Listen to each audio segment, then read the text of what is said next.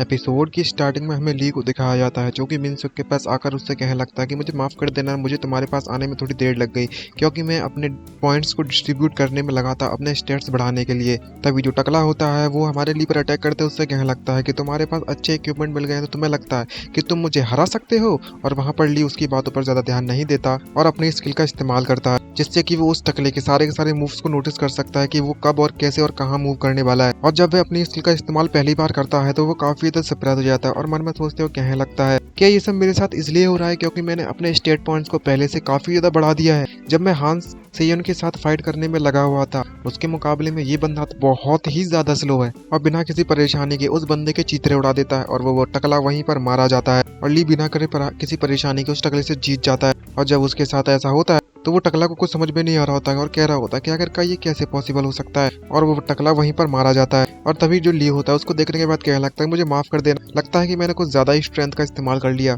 और तुम्हें एक बात तो बताना मैं भूल गया कि मेरा जो वेपन है वो सिर्फ अच्छा ही नहीं है बल्कि मैं एक्सीलेंट है, एकदम बढ़िया जगह गॉड लेवल। तभी वे मिनसुक के पास एक मेडिसिन लेकर आता है, एक एक्सिलरी कह सकते हैं उसे ठीक करने के लिए। तभी मिनसुक ली से पूछने लगता है कि आखिरकार तुम इतनी ज्यादा ताकतवर कैसे बन गए। तभी ली उससे कहने लगता है कि अभी के लिए पहले तो ये मेडिसिन को पी लो ताकि तुम्हारी जो हेल्थ है वो वापस से रिकवर हो जाए और इस सिचुएशन के बारे में मैं तुम्हें बाद में कभी एक्सप्लेन कर दूंगा। और बाकी के जो मेंबर्स होते हैं ली को इस तरीके से फाइट करते हैं और देखते हैं तो काफी ज्यादा सरप्राइज हो जाते हैं और चिल्लाते हैं और कहने लगते हैं कि आखिरकार ये कैसे पॉसिबल हो सकता है, सॉन्ग को इस बंदे ने सिर्फ एक हिट में खत्म कर दिया, ऐसा कैसे हो सकता है, ये बंदा तो सिर्फ लेवल 1 का है। और हान सेयोन भी इसको इस तरीके से फाइट करती है और देखती है तो सरप्राइज हो जाती है और खुश होते हैं, मन में सोचते कहने लगते कि इसने मास्टर स्ट्रोक का इस्तेमाल किया है, ये बंदा वाकई में पावरफुल है और अलग तरीके की नजरों से उसे देखने लगती है। तभी चोई अपने बाकियों के मेंबर से चिल्लाते हुए कहने लगता है कि तुम सभी को इतना डरने की बिल्कुल भी जरूरत नहीं है, ये बंदा बस लेवल 1 का है, तो आखिरकार तुम इतना क्यों घबरा रहे हो। और जब ये फालतू की बकवास ली सुनता है तो वो उसको और भी ज्यादा गुस्सा आने लगता है और ली काफी ज्यादा भड़क जाता है इस समय पर और उस पर अपने डैगर से अटैक करते हुए कहने लगता है कि अगर तेरे बाप में या फिर तुम में दम है तो आकर मुझसे डायरेक्टली फाइट करना, अपने चमचों को क्यों भेज रहा है बे। दूसरी तरफ उसके जो मॉन्स्टर होते हैं वो भी बाहर से निकल पड़ते हैं, उस गुफा से जो जमीन फटी थी ना वहां से कई सारे पावरफुल मॉन्स्टर निकलने लगते हैं कि इसे देखने के बाद ली काफी ज्यादा सरप्राइज हो जाता है क्योंकि जब उनके लेवल्स देखता है तो वो काफी ज्यादा शॉक हो जाता है क्योंकि वो अननोन लेवल होते हैं, कोई लेवल का पता नहीं और सारे के सारे जो बीस्ट होते हैं वो हाई लेवल के मॉन्स्टर्स हैं और वो ली के सामने काफी ज्यादा बड़े हैं और वो काफी ज्यादा घबराते हुए कहने लगता है कि मैं तो उन लोगों से कहने में लगा हुआ था जिनसे मैं फाइट करने वाला था, लेकिन तुम लोग बाहर क्यों आ गए यार, मैं तुमसे नहीं कह रहा था। और तभी नेक्स्ट सीन में दिखाया जाता है कि किस तरीके से वो मॉन्स्टर सभी के सभी इंसानों को मारना चालू कर देते हैं और चोई की भी हालत बहुत ज्यादा खराब हो रही होती है क्योंकि वो मॉन्स्टर का लेवल उससे बहुत ही ज्यादा होता है और वो उन्हें हराने में कामयाब नहीं रह पा रहा था। और जब ली उन सभी को देखता है तो वो भी एक एक करके अपने स्टेट्स का इस्तेमाल कर उन मॉन्स्टर के सर को फोड़ना चालू कर देता है और फोड़ने के बाद वहां पर कई सारी नोटिफिकेशन आते हैं कि तुमने एक ज़ॉम्बी को, हाई लेवल के ज़ॉम्बी को हरा दिया है, तुम्हारा लेवल बढ़ चुका है, तुम्हारे स्टेट्स वापस से रिकवर हो चुके हैं और तुम वापस से रीसेट होकर लेवल 1 पर पहुंच चुके हो। और इन सब बातों से ली को कोई फर्क नहीं पड़ता कि आखिरकार उसके साथ क्या हो रहा है, लेकिन उसको बस मॉन्स्टर मारने से फर्क पड़ता है। इतने ज्यादा स्टेट पॉइंट्स जो मिलने वाले हैं फ्री के, वो भी 5 पॉइंट्स पर किल के, और वो बिना किसी परेशानी के उनको मारना चालू कर देता है एक एक कर। और उनको मारने के बाद मन में सोचते कहने लगता है कि मुझे अपनी एनालिसिस स्ट्राइक का इस्तेमाल करने की बिल्कुल भी जरूरत नहीं है, मैं नॉर्मली अपने पावर के दम पर इन मॉन्स्टर को सिर्फ सिंगल स्ट्राइक में हरा सकता हूँ और इस वेपन के साथ। तभी दूसरी तरफ हमें एक स्केलेटन को दिखाया जाता है, वह स्केलेटन मिनसुक के पास पहुंच जाता है, वो अपने रिकवर पोशन लेने की कोशिश कर रहा होता है उसी वक्त और इस बात को ली नोटिस कर लेता है और मिनसुक को बचाने के लिए उस स्केलेटन का सर फोड़ देता है अपने उस डैगर से और मिनसुक काफी ज्यादा डर जाता है, उसके पसीने छूट जाते हैं घबराहट के कारण। और मिनसुक ली से कहने लगता है कि तुम्हारा बहुत बहुत शुक्रिया कि तुमने मेरी जान बचा ली। तभी ली उससे कहने लगता है कि अगर तुम ये क्या बकवास करने में लगे हो, मैंने तुमसे कहा ना कि जल्दी से उस पोशन को ड्रिंक करो और अपने आप को हील करने में ज्यादा फोकस करो। बाकी के जो मेंबर्स होते हैं वो ये बात देखकर काफी ज्यादा सरप्राइज हो जाते हैं कि जो बंदा है यानी कि ली वो मॉन्स्टर को मारे जा रहा है लेकिन उसका जो लेवल है वो वापस से लेवल 1 पर ही बना हुआ है, वो उसका लेवल अप क्यों नहीं हो रहा। तभी दूसरा बंदा जब इस बात को सुनता है तो समझते हुए कहने लगता है कि ये इसके साथ इसलिए हो रहा है क्योंकि ये मिस्टिक आइटम का इस्तेमाल कर रहा होगा या फिर मिथिक लेवल के आइटम का। तभी उसका जो एक साथी होता है चोई का, वो उससे कहने लगता है कि आपने बॉस नहीं कहा था ये एक भिखारी है, इसके पास तो ऐसा कोई इक्विपमेंट हो भी नहीं सकता। ये बात सुनने के बाद चोई भड़क पड़ता है और उससे कहने लगता है कि जरूर इसके किसी साथी ने उसे दिया होगा ये वेपन। दूसरी तरफ बात आती है जब दूसरे मेंबर्स आपस में करते हुए चोई के बारे में बोल रहे होते हैं और कह रहे होते हैं कि आखिरकार बाकी सबका तो ठीक है लेकिन इस बंदे का क्या ख्याल है, ये आखिरकार इन मॉन्स्टर को कैसे मार पा रहा है। चोई के बारे में बात कर रहे होते हैं इस वक्त। तभी दूसरा बंदा कहने लगता है कि जरूरी ये उस सक्सेशन राइट्स के लिए इसको इसके फैमिली वालों ने ये आइटम्स प्रोवाइड करवाए होंगे, वरना उसके बना ये इन मॉन्स्टर को हराने में नाकामयाब रहता। तो मैं लगता है कि इसके पास इतनी हिम्मत और इतनी ताकत है। जब दोनों ली को और उसको कंपेयर करने लगते हैं बाकी के लोग तो ली मन उनकी बातें सुनते हुए मन में सोचते हुए कहने लगता है कि तुम सभी सभी के बास्टर्ड को तो देखो, मैं यहाँ पर अपनी दम पर और अपने मेहनत के दम पर मैंने इन इक्विपमेंट्स को हासिल किया है। जब बाकी के जब मेंबर्स को ये बात हजम नहीं हो रही होती है तो वो ली की बेइज्जती करते हुए उससे कहने लगते हैं कि हान से उनके मुकाबले में जरा ली के मूवमेंट्स को तो देखो, बिल्कुल बेकार है, बेकार। ऐसा लगता है कि इसे कभी ट्रेंड हुआ ही नहीं, बस पावर पकड़ा दिए किसी बेवकूफ बच्चे के हाथों में, ऐसा लग रहा है। ये बात सुनने के बाद ली को समझ में नहीं आता और कह रहा होता कि आखिरकार तुम क्या बकवास करने में लगे हुए हो, क्योंकि जब दूसरी तरफ हान से को फाइट करते हुए दिखाया जाता है तो वो अपनी मूवमेंट्स का और अपनी स्किल्स का अच्छी तरीके से इस्तेमाल कर रही होती है और वो एक एक झटके में सिर्फ उसके उस पॉइंट्स को मॉन्स्टर की उस जगह को मार रही होती है जहाँ से वो मॉन्स्टर मारा जाए, और ज्यादा भी एनर्जी का इस्तेमाल नहीं करना पड़ रहा था उसे, जिसकी वजह से उसकी स्पीड और मॉन्स्टर को मारने की क्षमता बहुत ही ज्यादा बढ़ जाती है नॉर्मल प्लेयर के मुकाबले में। जिस तरीके से वो मार रही होती है तो भाई हान सियोन को तो कूल लग रही है, कूल छोड़ो झकास, जितना बोलो उतना कम। और जब ली हान सियोन के इस तरह के मूवमेंट्स को देखता है तो मन में सोचता कहने लगता है कि आखिरकार इस तरह के मूवमेंट्स कैसे पॉसिबल हो सकते हैं। इसको देखकर तो ऐसा लगता है कि जैसे डांस करने में लगी हुई हो। और जब वो इस तरीके से हान सियोन के फाइट करते हुए देखता है तो मन में सोचते हुए कहने लगता है कि ये जब फाइट करती है तो कितनी ज्यादा ब्यूटीफुल और कितनी ज्यादा क्यूट लग रही है, और अपनी ठरकी की नजरों से उसे देखने लगता है और पहली नजर का प्यार हो जाता है हमारे हीरो को। दूसरी तरफ वहां पर दिखाया जाता है कि जब हान सियोन का ध्यान नहीं होता तो पीछे से एक मॉन्स्टर उस पर अटैक करने वाला होता है और ली उसे नोटिस कर लेता है और नोटिस करने के बाद अपनी बर्ड स्पीयर टेक्निक का इस्तेमाल करता है और उस डैगर को उस मॉन्स्टर की तरफ थ्रो कर देता है, जिसके कारण से उसकी रफ्तार और उसकी एनर्जी के कारण वो मॉन्स्टर वहीं पर ब्लास्ट हो जाता है और हान सियोन एकदम से सरप्राइज हो जाती है और पीछे मुड़कर देखती तो कहने लगती है यार मॉन्स्टर यहाँ पर आ चुका था, और एकदम से घबरा जाती क्योंकि उसे अभी तक पता नहीं था कि उसके पीछे एक मॉन्स्टर था कुछ वक्त पहले तक। और तभी जो सीन जो हमारा ली होता है वो वापस से अपने डैगर को समन कर लेता है और उससे कहने लगता है कि मुझे माफ कर देना, मेरा हाथ फिसल गया जिसके कारण मेरा जो डैगर है उस मॉन्स्टर तक पहुंच गया। और हमारे हान सियोन का मजाक उड़ाने लगता है। हाँ गाइस, हमारी हान सियोन, और हान सियोन उससे कुछ नहीं कहती और देखती रहती और घूमने लगती है और इसे इग्नोर कर वहां से चली जाती है। तभी ली इसको जब इसकी ऐसी हरकतें देखता है तो मन में सोचता कहने लगता है कि इसने तो मेरा शुक्रिया भी नहीं कहा, मुझसे थैंक्स तो कह देती कम से कम, ये लड़की वाकई में बहुत ज्यादा कोल्ड है। तभी नेक्स्ट हमें हान सियोन को दिखाया जाता है जो कि जंप मारकर ली की तरफ जाने लगती है, पता नहीं क्यों, लेकिन ली को कुछ भी समझ में नहीं आ रहा होता है। दूसरी तरफ दिखाया जाता है कि ली के पीछे भी एक मॉन्स्टर आ जाता है और इस बार हमारी जो हान सियोन है वो जाकर उस मॉन्स्टर को मार देती है ताकि वो ली को बचा सके और हिसाब बराबर, और वो हमारे ली का मजाक उड़ाते हैं, उससे सेम डायलॉग कहने लगती है कि मुझे माफ कर देना, मेरा पैर फिसल गया, इसलिए मैंने गलती से इस मॉन्स्टर को मार दिया। कितनी कूल है भाई। और जब बाकी के लोग हान सियोन और ली को इस तरीके से फाइट करते हैं और देखते हैं तो चिल्लाते हैं और कहने लगते हैं क्या ये दोनों के दोनों मिलकर एक साथ फाइट करने में लगे हुए हैं। इसका मतलब ये नहीं हुआ कि जो लोग हमें बेवकूफ बनाकर रखे होते हैं और जो हान सियोन है वो हमसे झूठ बोलने में लगी हुई थी कि ये एक ही टीम में के मेंबर्स नहीं है और ये हमें शो ऑफ करने में लगे हुए हैं, हम इन्हें अभी सबक सिखाएंगे। तभी जो ली होता है उन सभी को चिल्लाते हुए कहने लगता है इनकी फालतू की बकवास सुनने के बाद, अगर जरा इन लोगों को देखो तो जरा कितने ज्यादा जेलस हो रखे हैं मुझसे। अगर तुम्हें इतनी ज्यादा परेशानी हो रही है तो मुझसे आकर डायरेक्टली फाइट क्यों नहीं करते हो, तुम्हारी इतनी जल रही है तो मैं क्या करूं। और जब बाकी के लोग इतनी ज्यादा बेइज्जती सुनते हैं ली से तो वो कतई सरप्राइज हो जाते हैं और गुस्से में आकर ली पर अटैक करने पड़ते हैं और कहने लगते हैं तेरी जात का पैदा मारूं, तेरे को तो अभी मैं मार के ही छोड़ूंगा, तुम बस लेवल बन के बंदे हो, ये मेरा शिकार है, तुम मुझे कोई भी हरा नहीं सकता, खासकर तुम जैसा लेवल बनकर बंदा। चलो सबसे पहले हम इन दोनों को हरा देते हैं, मॉन्स्टर को तो हम बाद में मार लेंगे। तभी हान सियोन ली से कहने लगते कि हमारे पास पहले से ही काफी ज्यादा मॉन्स्टर्स हैं मारने के लिए, निपटने के लिए, तो तुमने आखिरकार इन लोगों को इतना ज्यादा गुस्सा क्यों दिलाया कि जब तुम पर ही अटैक कर रहे हैं वो लोग। तभी ली घबराते उससे कहने लगता है कि मैं तो बस इनके मोरल्स को बढ़ाने की कोशिश कर रहा था और कुछ नहीं। तभी पीछे से कोई बंदा आता है, वो और कोई नहीं मिन्सुक होता है। वो ली से कहने लगता है कि मैं तुम्हारी मदद करूंगा, और ली ये बात सुनने के बाद सरप्राइज हो जाता है और उससे कहने लगता है मिन्सुक क्या तुम्हारी जो बॉडी है पूरी तरीके से रिकवर हो गई। तभी मिन्सुक उससे कहने लगता है कि तुम्हारे कारण मेरी जो बॉडी है पूरी तरीके से रिकवर हो गई, तुम्हारा बहुत बहुत शुक्रिया ली, अगर तुम्हारे कारण नहीं होता तो मैं शायद अब तक मर चुका होता। तभी दूसरी तरफ दिखाया जाता है कि जो जमीन है वो फिर से हिलने लगती है और जो बाकी के जो मॉन्स्टर होते हैं, आई मीन जो लड़के होते हैं, लौंडे लोग, हंटर्स वगैरह, वो ली पर अटैक करने के लिए आ रहे होते हैं तो वो घबराने लगते हैं और सोच रहे होते हैं कि अब क्या भाई, अब कौन सी परेशानी आ गई है। और जब जमीन फट रही होती है तो वहाँ के जो हिस्से होते हैं वो दो हिस्सों में बट जाते हैं और ये बात देखने के बाद बाकी के जो मेंबर्स होते हैं वो काफी ज्यादा शॉक और सरप्राइज से बढ़ जाते हैं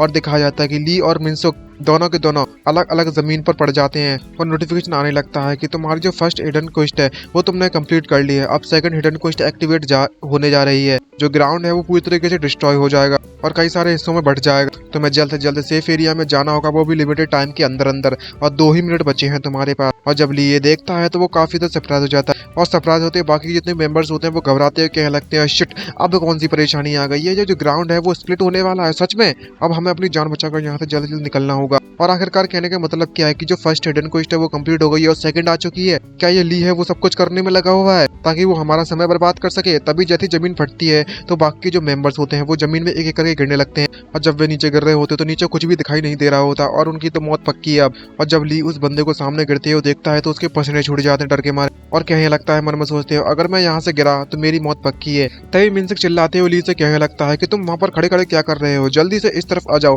ये एरिया पूरी तरह से सुरक्षित है। तभी ली भी उससे कहने लगता है कि शिट, मैं अभी जल्दी से वहाँ पर आने की कोशिश करता हूँ। लेकिन उन दोनों के बीच का जो गैप होता है वो बहुत ही ज्यादा बढ़ चुका होता है जिसको देखकर वो घबराने लगता है और मन में सोचता है कहने लगता है कि इतना बड़ा गैप है, क्या मुझे सच में इसको क्रॉस कर पाऊंगा, ये किसी गेम्बल से कम नहीं होगा। लेकिन अब कर भी क्या सकता है और अपने तभी एक नेकलेस निकालता है। वो नेकलेस वो रिग्रेस कर सकता है 10 सेकंड पीछे पीछे और कहने लगता है कि मेरे पास अब कोई चारा नहीं बचा हुआ है, मुझे अब इसी का इस्तेमाल करना होगा। और उसके सारे के सारे स्किल्स तो आपको पता ही होगा कि आखिरकार ये करता क्या है, लेजेंडरी ग्रेड का आइटम। और मन में सोचता कहने लगता है कि अगर मैं फेल भी हो जाता हूँ तो मैं 10 सेकंड पीछे आ जाऊंगा। तभी जो मिनसुक होता है वो चिल्लाते हुए ली को सावधान करता है और उससे कहने लगता है कि अपने पीछे देखो पीछे। लेकिन ली को कुछ भी समझ में नहीं आ रहा होता और वो पीछे मुड़कर जैसे देखता है तो वो काफी ज्यादा सरप्राइज हो जाता है क्योंकि एक अटैक उसकी तरफ बढ़ रहा है और वो अटैक किसी और का नहीं बल्कि मैं चोई का होता है। चिल्लाते हुए ली से कहने में लगता हुआ है कि यहाँ पर जितनी भी गलती हो रही है, जो भी चीज घटनाएं हो रही है वो सिर्फ तुम्हारे कारण हो रही है। अगर तुम यहाँ पर नहीं होते तो मैं आसानी से अपने टास्क को कंप्लीट कर चुका होता। और ली उसके बिना परेशानी के उसके अटैक को रोकने में कामयाब होता है अपने उस डैगर से। और वहाँ पर कई सारे आइटम्स उसकी आइटम स्टोर से गिरने लगते हैं और कई सारे ऐसे गिर रहे होते हैं जिनको पहले हमने कभी नहीं देखा। और वहाँ पर 2 टोकन्स भी गिरते हैं जिसको देखने के बाद वो काफी तो सरप्राइज हो जाता है अली। और जब वे आइटम्स नीचे गिर जाते हैं जमीन पर तो चिल्लाते हुए क्या लगता है तेरी बास्टर्ड, तेरी जात का पैदा मारू, तेरी हिम्मत कैसे ही मेरे साथ ऐसा करने की। लेकिन तभी गुस्से के मारे जब दोनों को दोनों आपस में फाइट कर रहे होते हैं तो वे दोनों को दोनों एक दूसरे को जोरदार किक मारते हैं जिसके कारण से दोनों का बैलेंस बिगड़ने लगता है। और बैलेंस बिगड़ने के कारण दोनों के दोनों ऑलमोस्ट उस खाई में गिरने वाले होते हैं। और जब ली वहाँ पर गिर रहा होता है तो मन में सोचते हुए कहने लगता है शिट, क्या मैं सच में इस तरीके से यहाँ पर मरने वाला हूँ। और तभी वो अपनी रिग्रेशन स्किल का इस्तेमाल करने लगता है और जब उस नेकलेस को देखता है तो कहने लगता है मन में सोचते हुए मुझे लगा कि ये नेकलेस मुझसे खो गया, लेकिन अब जबकि मेरे पास ये आ चुका है तो मैं अभी इसका इस्तेमाल करूंगा। और अपने गले में डाल लेता है उसको और जब वह उसे गले में डालता है तो वो जोर जोर से चमकना चालू कर देता है और उसकी रिग्रेशन स्किल एक्टिवेट हो जाती है। उसके बाद वो 10 सेकंड पीछे जाने लगता है उस समय पर और वो नेकलेस उसके हाथों से गायब हो जाता है एक बार इस्तेमाल करने के बाद। पता नहीं किधर गया, वो तो वापस चलेगा। और जब वो पीछे 10 सेकंड जा रहा तो वो खुशी के मारे एकदम से बहुत ज्यादा खुश होते कहने लगता है कि मैं आखिरकार बच गया। लेकिन वो उस मूवमेंट तक नहीं पहुंच पाता जब वह गिरने वाला होता है क्योंकि 10 सेकंड उधर के लिए काफी नहीं थे क्योंकि उसे गिरते गिरते 10 सेकंड से ज्यादा समय हो चुका था। और वो ये बात जानने के बाद सरप्राइज हो जाता है। तभी दूसरी तरफ दिखाया जाता है कि वो वापस से गिरने लगता है और उसके हाथों में वापस से नेकलेस आ जाता है। इसका मतलब वो वन टाइम यूज स्किल नहीं थी। और वो जब गिर रहा होता है तो काफी देर सरप्राइज होते हुए कहने लगता है चिल्लाते हुए जोरों से, ओ शिट, अब तो इम्पॉसिबल है मेरा बचना, क्योंकि जो 10 सेकंड है उसका इस्तेमाल कर मैं करता भी हूँ तो मैं पीछे नहीं पहुंच पाऊंगा। और जब नीचे चिल्लाते हुए जोर जोर से गिर रहा होता है तभी अचानक दिखाया जाता है कि कुछ बाल उसके सामने आ जाते हैं और वो बाल किसी और के नहीं है बल्कि मैं हान सेयोन के होते हैं जो कि उसको बचाने के लिए नीचे कूद गई होती है और उसके पैरों को मिनसुक ने पकड़ा हुआ होता है, किसी रस्सी की तरह अपनी बॉडीज का इस्तेमाल करने में लगे हैं। और नेक्स्ट सीन में दिखाया जाता है कि बिना किसी परेशानी के उसे खींच लिया जाता है बाहर और वो जो ली होता है उसकी जान बच जाती है मिनसुक और हान सेयोन के कारण। तभी ली होता है वो शर्माते हुए उसका टमाटर की तरह चेहरा पड़ चुका होता है। वो हान सिंह से कहने लगता है कि तुम्हारा बहुत बहुत शुक्रिया मेरी जान बचाने के लिए। तभी हान सिंह उससे कहने लगते हैं कि तुम इतना ज्यादा मत सोचो, मैंने तुम्हें इसलिए बचाया है ताकि मैं अपना डैगर तुमसे वापस हासिल कर सकूं। और तभी वो मिनसुक का शुक्रिया नहीं कह रहा होता है तो मिनसुक उससे कहने लगता है ली, तुम मेरी तरफ तो देखो यार, मैंने भी तुम्हारी मदद की तुम्हारी जान बचाने के लिए, तुम बस उस लड़की के पीछे पड़ने में लगे हो। भाई लड़की आई तुम हमें भूल गए, यही दोस्ती यही प्यार, बीच में आ गई लड़की की दीवार। और जब खैर ये सब तो मजाक था और कुछ नहीं, तभी वहां पर दिखाया जाता है कि किस तरीके से वो जो जहां पर जमीन फटी हुई थी वहां से आवाज आने लगती है जोर जोर से, जिसको सुनने के बाद उसे कुछ ठीक नहीं लग रहा होता। और वहां से दिखाया जाता है कि कोई और नहीं बल्कि में चोई भी वापस बाहर आ जाता है। और जब बाकी के लोग चोई को इस तरीके से बाहर निकलते हुए देखते हैं तो वो काफी ज्यादा सरप्राइज हो जाते हैं और कह रहे होते हैं कि तुम्हें वहां पर टिकना होगा, तुम जल्दी बच जाओगे। लेकिन चोई होता है वो अपने वेपन का इस्तेमाल कर ऊपर चढ़ जाता है और चढ़ने के बाद इधर उधर देखने लगता है। बाकी के जो मेंबर्स होते हैं चोई की टीम के वो कहने लगते हैं कि जैसा कि हमने अपने टीम लीडर से उम्मीद की थी, जल्दी से आ जाइए हमारी तरफ। जब ली उसको देखता है तो वो काफी ज्यादा शक होता है और उससे कहने लगता है क्या ये बंदा उस नीचे गिरने के बाद भी जिंदा है। तभी मिनसुक उसको इतनी ज्यादा घूर कर देखने लगता है और कहने लगता है क्या ऐसा पॉसिबल हो सकता है कि इसने वाकई में अपने उस डैगर, उस वेपन और अपनी बॉडी का इस्तेमाल किया है ऊपर चढ़ने के लिए। ये बंदा वाकई में बहुत ज्यादा परसिस्टेंट है। तभी वहां पर जब वो आगे जाकर अपने वेपन को ड्रॉप कर देता है और वो किसी चीज को ढूंढने लगता है, लेकिन पीछे का जो इलाका होता है वो धीरे धीरे करके टूटने लगता है। बाकी जो टीम मेंबर्स होते हैं उससे कह रहे होते हैं चोई आखिरकार तुम कहाँ जाने में लगी हुई हो, तुम जल्दी से आ जाओ, तुम्हारी जान वहां पर सुरक्षित नहीं है, ये जगह बहुत ज्यादा डेंजरस। और तभी जो हमें चोई को दिखाया जाता है कि वो उस टोकन को ढूंढने में लगा हुआ था और उस टोकन को हासिल करने के बाद वो काफी ज्यादा खुश हो जाता है और कहने लगता है कि ये वही टोकन है जो कि ली ने मुझसे उस वक्त चुरा लिया था और मुझे इस टोकन की जरूरत पड़ेगी जाएगी अगर मुझे उस कंपनी को अपने नाम करवाना है तो। और वो काफी तो खुशी के मारे बौखला जाता है और उसे अभी की आसपास की सिचुएशन के बारे में घंटा कोई फर्क नहीं पड़ रहा होता। और वो उस टोकन को ली को दिखाते हैं, उससे कहने लगता है ली जरा तुम देखो, तुमने इसी टोकन को मुझसे चुराया था ना, देखो मेरे पास ये टोकन वापस से आ चुका है। जब ली इसको फालतू की बकवास हरकतें करते हुए देखता है तो कहने लगता है कि इसका दिमाग खराब हो चुका है और कुछ नहीं, जिसे पता भी नहीं है कि ये अभी किस सिचुएशन में फंसा हुआ है। और वो चोर खुशी के मारे पगला जाता है और कहने लगता है कि आखिरकार मैं जीत ही गया, मैंने तुमसे कहा था कि चाहे कुछ भी हो जाए मैं इसे हासिल कर ही रहूंगा। दूसरी तरफ जो अपनी खुशियां मनाने में लगा हुआ होता है तभी पीछे से हमें किसी को आते हुए दिखाया जाता है और वो डायरेक्टली जैसे ही वो है उसके सर पर अपना हाथ पैर जो भी होता है वो गड़क देता है चूहे के, तो उसकी गर्दन वहीं पर टूट जाती है और चूहे का सुहा हो जाता है और चूहे वहीं पर मारा जाता है और वो पूरी की पूरी जगह तबाह हो जाती है। और नेक्स्ट सीन में हमें किसी बड़ी सी चीज को दिखाया जाता है। बाकी के लोग इसको देखने के बाद काफी घबरा और डर जाते हैं और दूसरी तरफ हमें ली की टीम को भी दिखाया जाता है जो कि दूसरी तरफ होती है उसके। इसको देखने के बाद ली के पसीने छूट जाते हैं और जब उसके लेवल को देखते हैं तो उसका लेवल अनडाउन होता है और हमें पता चलता है इस मॉन्स्टर का नाम, इसका नाम शैडो ऑफ टार्टरस है। टार्टरस उन बॉस मॉन्स्टर का मॉन्स्टर और ये बस उसकी एक छोटी सी शैडो है। जब वो शैडो बाहर आती है टार्टरस की तो वो काफी ज्यादा भयानक दिखने में लगी हुई थी, ये स्केलेटन जैसा मॉन्स्टर। इसको देखने के बाद सभी के सभी लोग काफी ज्यादा घबरा जाते हैं क्योंकि उस बॉस मॉन्स्टर के सामने ये बस किसी चींटी के समान है। और नोटिफिकेशन आने लगता है कि तुम्हारी जो सेकंड हिडन क्वेस्ट है वो खत्म हो चुकी है और फाइनल हिडन क्वेस्ट चालू हो चुकी है। इस मॉन्स्टर को तुम्हें हराना होगा और तुम्हारी क्वेस्ट कंप्लीट हो जाएगी। इसको देखने के बाद ली काफी ज्यादा सरप्राइज होते हुए चिल्लाते हुए कहने लगता है कि आखिरकार इस मॉन्स्टर की परेशानी क्या है। ये इस मॉन्स्टर का साइज तो वाकई में बहुत बहुत बहुत ज्यादा है और जरा इसके क्वेश्चन मार्क तो देखो, हम इसके लेवल का भी अंदाजा नहीं लगा सकते। और बाकी जो मेंबर्स होते हैं वो रिटर्न पोर्टल की तरफ जाने लगते हैं जहां से उस पोर्टल को इस्तेमाल कर वो बाहर निकल सके। डाउनजन पर काफी तो डर चुके होते हैं और चिल्ला चिल्ला कर कह रहे होते हैं शिट, हमें यहाँ से जान बचा कर निकलना होगा, इससे पहले कि हम यहाँ पर मर जाए, हमें यहाँ से जल्दी जल्दी निकलना होगा। और जब वे उस पोर्टल से निकलने की कोशिश कर रहे होते हैं तो वो जो पोर्टल होता है वो बाहर उन्हें जाने की परमिशन नहीं देता और वो रेड कलर में कन्वर्ट हो जाता है और वहाँ पर नोटिफिकेशन आता है कि तुम इस डांजन को नहीं लीव कर सकते क्योंकि इसको लेजर सील स्टोन के साथ सील्ड कर दिया गया है और इसका असर खत्म होने में सिर्फ 10 मिनट बचे हुए हैं। और बाकी के लोगों को जब ये बात पता चलती है तो वो कहने लगते हैं शिट, हमारी किस्मत बाकी में खराब है, इसे सील स्टोन से सील कर दिया गया है और हम इसे ब्रेक नहीं कर सकते। और वो बंदा ऑलरेडी मारा जा चुका है लेकिन ये अभी भी काम करने में लगा हुआ है सील स्टोन। तभी जो मिनसुक होता है वो ली से पूछने लगता है, हे ली, आखिरकार अब हमें क्या करना चाहिए, हम इस बॉस्टर मॉन्स्टर को कैसे हराएंगे। तभी वहाँ पर एक नोटिफिकेशन आता है कि तुम्हारी स्पिरिट को रिलीज कर दिया गया है, टार्टरस की शैडो को समन कर लिया गया है स्पिरिट को रियलमी ऑफ डेड से। ये बात जानने के बाद ली काफी तो सरप्राइज से भर जाती है और उसे कुछ भी समझ में नहीं आ रहा होता कि चल क्या रहा है। और वहाँ पर सिर्फ इतना ही नहीं बल्कि में कई सारे नाइट ऑफ शेडोज आ जाते हैं जिनका लेवल का अंदाजा लगाना उन सभी के लिए नामुमकिन के बराबर है क्योंकि वो काफी ज्यादा पावरफुल होते हैं बाकियों के मेंबर्स में। और यहाँ पे सिर्फ एक ही नाइट नहीं बल्कि में कई सारे नाइट्स आ जाते हैं। इनको देखने के बाद बाकी के मेंबर्स काफी ज्यादा घबराने लगते हैं और कहने लगते हैं कि आखिरकार इन मॉन्स्टर की परेशानी क्या है। इन सभी के सभी जो लेवल है वो क्वेश्चन मार्क पर है। अब खुद ही बताओ कि आखिरकार हम इन मॉन्स्टर से कैसे निपटेंगे, हम इन्हें हरा नहीं सकते, हम इतने ज्यादा पावरफुल नहीं है। और तभी वो सभी के सभी मॉन्स्टर इंसानों पर उन हंटर्स पर अटैक करने लगते हैं और जब वे उन पर अटैक कर रहे हो तो वो उनसे लड़ने में नाकामयाब रहते हैं और सारे के सारे हंटर से एक करके मरना चालू हो जाते हैं। और सिचुएशन को देखते हुए ली काफी ज्यादा घबराने लगता है क्योंकि वो एक झटके सभी को मार रहे होते हैं और आसपास का पूरा इलाका सिर्फ तबाही से भरा हुआ था। तब टार्टरस ने जब मूव किया तब उसने एक पंच जमीन में मारा था, उस बंदे के चीथड़े उड़ गए, उसका तो कुछ हिस्सा भी नहीं बचा है पहचानने लायक। और बाकी ली और ली की मेंबर्स होते हैं टीम के, वो ये देखकर काफी ज्यादा शॉक होते हैं। और जब मिनसुक उसे देखता है और हान सिंह उसे देखती है तो उनके पसीने छूट जाते हैं घबराहट के कारण। मिनसुक उसे चिल्लाते हुए कहने लगता है शिट, एक ही मूव में सारे के सारे टीम मेंबर्स उनके मारे गए जोए के, अब हम क्या करें, हम यहाँ से कैसे बचेंगे। और ली के पास कहने के लिए कुछ भी नहीं बचा हुआ था। तभी वे नाइट्स ली की तरफ देखने लगते हैं सभी मेंबर्स को मारने के बाद और सभी के सभी ली की तरफ अटैक करने के लिए जाने लगते हैं। और जब मिनसुक उन सभी को देखता है तो घबराते हुए कहने लगता है कि खत्म भाई खत्म, हमारी लाइफ तो यहीं पर खत्म होती है। तभी हान सेयोंग ली से कहने लगती है, क्या तुमने उस स्किल का इस्तेमाल अभी तक इसलिए नहीं किया गया था क्योंकि क्विस्ट के द्वारा उसे सील कर दिया गया था, मैंने सही कहा ना। तभी ली उससे कहने लगता है कि तुमने बिल्कुल सही कहा, मुझे सिर्फ वन टाइम यूज करने के लिए उस स्किल की परमिशन मिली थी इस डाउनजन में, इसलिए मैंने उसे अभी तक इस्तेमाल नहीं किया था। तुमने वाकई में इस चीज के बारे में पता लगा लिया, तुम काफी ज्यादा स्मार्ट हो। तभी हान सेयोंग उससे चीयर अप करते हुए उससे कहने लगती है, तुम वहाँ पर इंतजार करना बंद करो और जल्दी जाओ और उस मॉन्स्टर को हरा कर आओ। ये बात सुनने के बाद यहाँ पर ली के जो सपने होते हैं वो हाई लेवल पर पहुंच जाते हैं और वो उससे कहने लगता है, बस इतना ही, तुम मुझसे बस इतना ही कहोगी, तुम मुझे एंकरेजमेंट नहीं करने वाली, जैसे कि तुम यहाँ पर संभालो उस मॉन्स्टर को हरा कर आओ, मैं तुम्हारा इंतजार करूंगी वगैरह वगैरह, और मुझे तुम पर भरोसा है कुछ ऐसा ही। ये बात सुनने के बाद हान सेयोंग उससे कहने लगती है कि आखिरकार मैं तुम्हें एंकरेजमेंट क्यों करूंगी,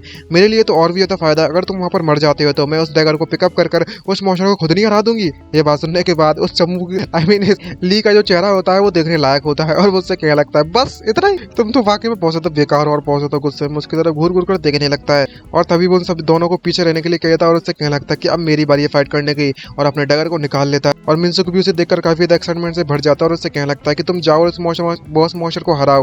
और दूसरी तरफ जो नाइट्स हैं वो वहां पर उस पर अटैक करने के लिए आ रहे होते हैं और ली वहां पर खड़ा हुआ है और कहने लगते हैं आओ चलो देखते हैं कि किसमें है कितना है दम। और जब उन दोनों की फाइट स्टार्ट होती है तो उसका जो एक अटैक होता है वो ली को काफी ज्यादा चोट पहुंचाने लगता है। उसका जो डैमेज है वो बहुत हाई होता है, जिससे कारण उसकी हेल्थ धीरे धीरे करके कम होने लगती है और उसकी हेल्थ आखिरकार 20% तक पहुंच जाती है और वो एक भी मॉन्स्टर को नहीं मार पाता उसके दौरान। और जब उसे पता चलता है कि ये बाकी के जो मॉन्स्टर इतने ज्यादा पावरफुल हैं तो सरप्राइज होते हुए कहने लगता है, घबराते हैं मन में सोचते हुए कि अब मुझे समझ में आया कि जो बाकी के जो हंटर्स थे वो इन मॉन्स्टर को क्यों नहीं हरा पाए। इनका लेवल और जिनकी स्ट्रेंथ वाकई में बहुत ज्यादा है। और तभी दूसरी तरफ दिखाया जाता है कि वो नाइट्स के पास सिर्फ इतनी स्किल नहीं होती बल्कि उनके पास इनविजिबल मोड भी होता है। और तभी ली मन में सोचते क्या लगता है कि मुझे भी स्टील्थ मोड का एक्टिवेट कर देना चाहिए, लेकिन अगर मैं करता भी हूँ तो इनके लिए यूजलेस है कि इनके सामने अगर मैं करता हूँ अपनी स्टील्थ टेक्निक का इस्तेमाल और अपनी होकाई आई का इस्तेमाल करता है, स्टील्थ डिटेक्ट कर लेता है कि कहाँ पर है मॉन्स्टर। जब मॉन्स्टर उस पर अटैक करने वाले होते हैं तो वो समझ जाता है कि मॉन्स्टर कहाँ पर है और चिल्लाते हुए कहने लगता है उस पर अटैक करते हुए कि मैं तुम्हें देख सकता हूँ, तुम्हें लगता है कि तुम मुझे हरा पाओगे। और तभी वहां पर जो नाइट जब ली पर अटैक करने के लिए आ रहा होता है तो उसके अटैक को रोकने में कामयाब होता है और उससे कहने लगता है कि तुम सभी को मैं यहाँ पर हराने वाला हूँ, तुम्हें लगता है कि तुम मुझे हरा पाओगे। और कई सारे जो फैटिज होने के कारण 80 फैटिज हो जाता है इसका और कॉम्बैट एबिलिटी जिसके कारण सिर्फ 15% डिक्रीज हो जाती है। मूवमेंट और स्पीड 10% स्लो हो जाती है और वार्निंग दी जाती है कि तुम्हें आराम करने की बहुत ज्यादा जरूरत है, तुम्हारी बॉडी बहुत ज्यादा थक चुकी है। और तभी ली मन में सोचते हुए कहने लगता है शिट, मेरे अटैक्स इनको हिट नहीं कर पा रहे हैं क्योंकि मेरी बॉडी इस वक्त पूरी तरीके से थक चुकी है, तो अब मेरे पास कोई चारा नहीं बचता। और वो डायरेक्टली उस नाइट की तरफ अटैक करने के लिए कूद पड़ता है ली। और जब वह ऐसा करता है तो वो अटैक ना करते हुए उसके अटैक को अपने ऊपर लेने लगता है। उसको डैमेज के कारण उसको काफी ज्यादा खून निकलने लगता है ली और उसकी जो एचपी होती है वो डायरेक्टली 0 पर पहुंच जाती है और कंडीशन मैच होने के कारण उसकी जो एनालाइजेशन स्ट्राइक है वो एक्टिवेट हो जाती है 10 सेकंड के लिए। और वो इस वक्त ये बात जानने के बाद काफी ज्यादा खुश होता है और कहने लगता है कि मेरा जो काउंटर अटैक है अब चालू होता है और उसका डैगर चमकना चालू हो जाता है एनर्जी के मुकाबले में और अपनी एनालाइजेशन स्ट्राइक इस्तेमाल कर वो पूरी तरीके से इनविजिबल हो जाता है। और जब वह नाइट पर अटैक करता तो वह नाइट एक ही झटके में सिर्फ एक ही अटैक से सारे के सारे नाइट्स मरना चालू हो जाते हैं और वो 1 सेकंड के अंदर अंदर सभी को मार देता है।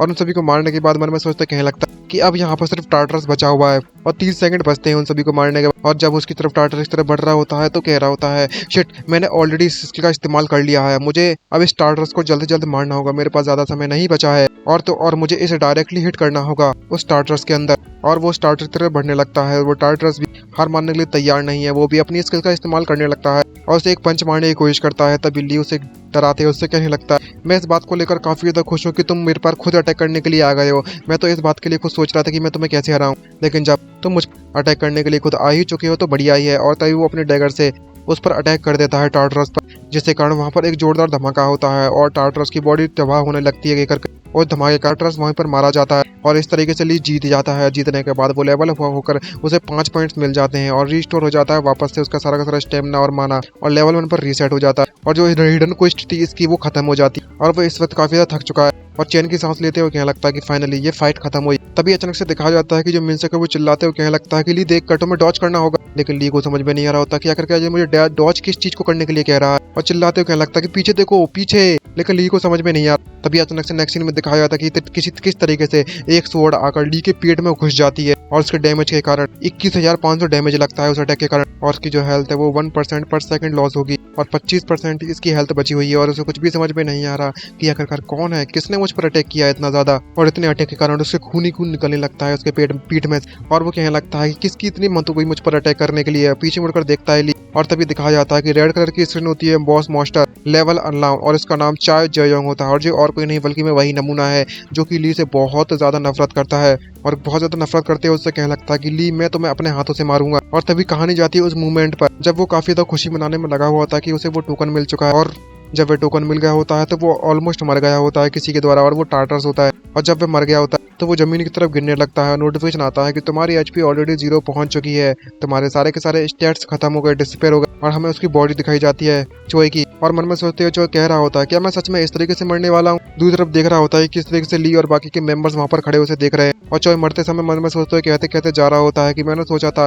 कि मैं उस कंपनी को इनहेरिट करूंगा और अपनी लाइफ को लग्जरियस तरीके से जीऊंगा, लेकिन किसने सोचा था कि मैं इस तरीके से मारा जाऊंगा। ली अगर ये इसके लिए नहीं होता, अगर ये मेरे कामों में दखल नहीं देता, तो शायद मैं आज मेरी जिंदगी इस तरीके से खत्म नहीं हुई होती। तभी पीछे से आवाज आती है, चोय को कहने लगती है, क्या तुम बदला लेना चाहते हो? और जब चोय इसकी आवाज सुनता है तो काफी ज्यादा सरप्राइज हो जाता है और वहां पर कई सारे लाल लाल कलर की, रेड कलर की एनर्जी वहां पर आने लगती है और नीचे से कोई चिल्लाते हुए कहने लगता है, क्या तुम पावर को हासिल करना चाहोगे? उसके लिए तुम्हें अपने ह्यूमन होने पर गिव अप करना होगा और उसके बाद मैं तुम्हें पावर दे दूंगा, और इतनी पावर कि तुम उसे आसानी से हरा पाओगे। क्या तुम्हें एक्सेप्ट करना चाहोगे मेरे साथ कॉन्ट्रैक्ट को? यस और नो का ऑप्शन आ जाता है और तभी हमें चोय को दिखाया जाता है कि खुश होते हुए कह रहा होता है कि मुझे बस ह्यूमन होने पर गिव अप करना है। ये तो वाकई में मेरे लिए बहुत ज्यादा आसान है, और बिना सोचे समझे वो उसे ऑफर को एक्सेप्ट कर लेता है। तभी वहाँ पर एक ब्लू कलर की एक नोटिफिकेशन स्क्रीन आती है और लिखा होता है कि एक नई हिडन क्वेस्ट जनरेट हो चुकी है, तो मैं इस चोय को हराना होगा जिसने ह्यूमन के फेट पर, इंसान होने के किस्मत पर पूरी तरीके से रिजेक्ट कर दिया और एक मॉन्स्टर को अपने आप में मॉन्स्टर को कन्वर्ट कर लिया, और मॉन्स्टर को कन्वर्ट करने के बाद से ये पूरी तरीके से एक मॉन्स्टर बन चुका है, तो मैं इस मॉन्स्टर को हराना होगा। और जब ली को ये बात पता चलती तो वो काफी ज्यादा शौक से भर जाता है और उससे कहने लगता है कि ये इम्पॉसिबल है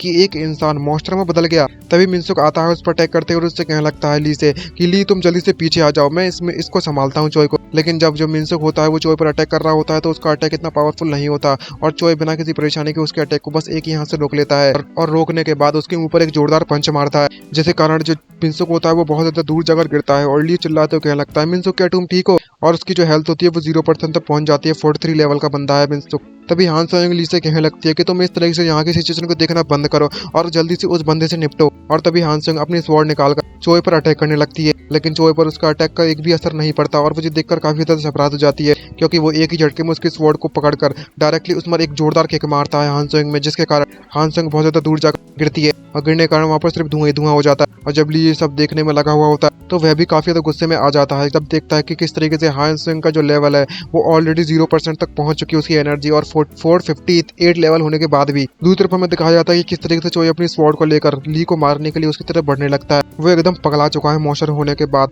जब वो हान सोयोंग के पास पहुंचता है तो सबसे पहले वो हान सोयोंग को मारने की सोचता है और हान सोयोंग जब उस चोय को देखती है तो उसे अटैक को झेलने के बाद कहने लगती है कि ये कितना ज्यादा पावरफुल मॉन्स्टर है। तभी वर्ड पियर्स का इस्तेमाल करता है ली, लेकिन कर नहीं पाता। स्प्रिंट का इस्तेमाल करता है तो उसका भी इस्तेमाल नहीं कर पाता और मन में सोचता कहने लगता है कि मेरे पास और स्किल नहीं बची है, मेरे पास सिर्फ एक ही स्किल बची है वो भी स्टील, और अपनी स्किल टेक्निक का इस्तेमाल करता है तो वहां से वो जो हान सोयोंग है वो गायब हो जाती है और चोय का अटैक उसको नहीं मार पाता। दूसरी तरफ दिखाया जाता है किस तरीके से वह गायब होने के बाद चोय हान सोयोंग को अपनी बाहों में उठा कर लेकर जाता है और उसे ले जाने के बाद काफी ज्यादा खांसने लगता है और काफी ज्यादा थक चुका होता है। तभी हान सोयोंग उससे पूछ लगती है, क्या तुम ठीक हो? क्या तुम एक नंबर के बेवकूफ हो? अगर तुम मुझे इस तरीके से बचाने आकर तुम्हें कुछ हो जाता तो? तभी जो ली होता है वो उससे कहने लगता है कि जिसने तुम्हारी जान बचाई है तुम उसे बेवकूफ कह रही हो, ये तो तुम सबसे ज्यादा बेवकूफ हुई ना। तभी हान सोयोंग उससे कहने लगती है कि तुम एक नंबर के बेवकूफ हो, जिस बंदे से तुम आज पहली बार मिले हुए हो तुम अपनी जान को दाव पर लगाने के लिए तैयार हो, उसकी जान बचाने के लिए, क्यों? दूसरी तरफ दिखाया जाता है कि चोय उनकी लवी डवी वाली जो सिचुएशन है उसको देखने के बाद और भी तक भड़क पड़ता है। तभी जो ली होता है उससे कहने लगता है कि अगर मैं चोय के हाथों से मारा जाता हूँ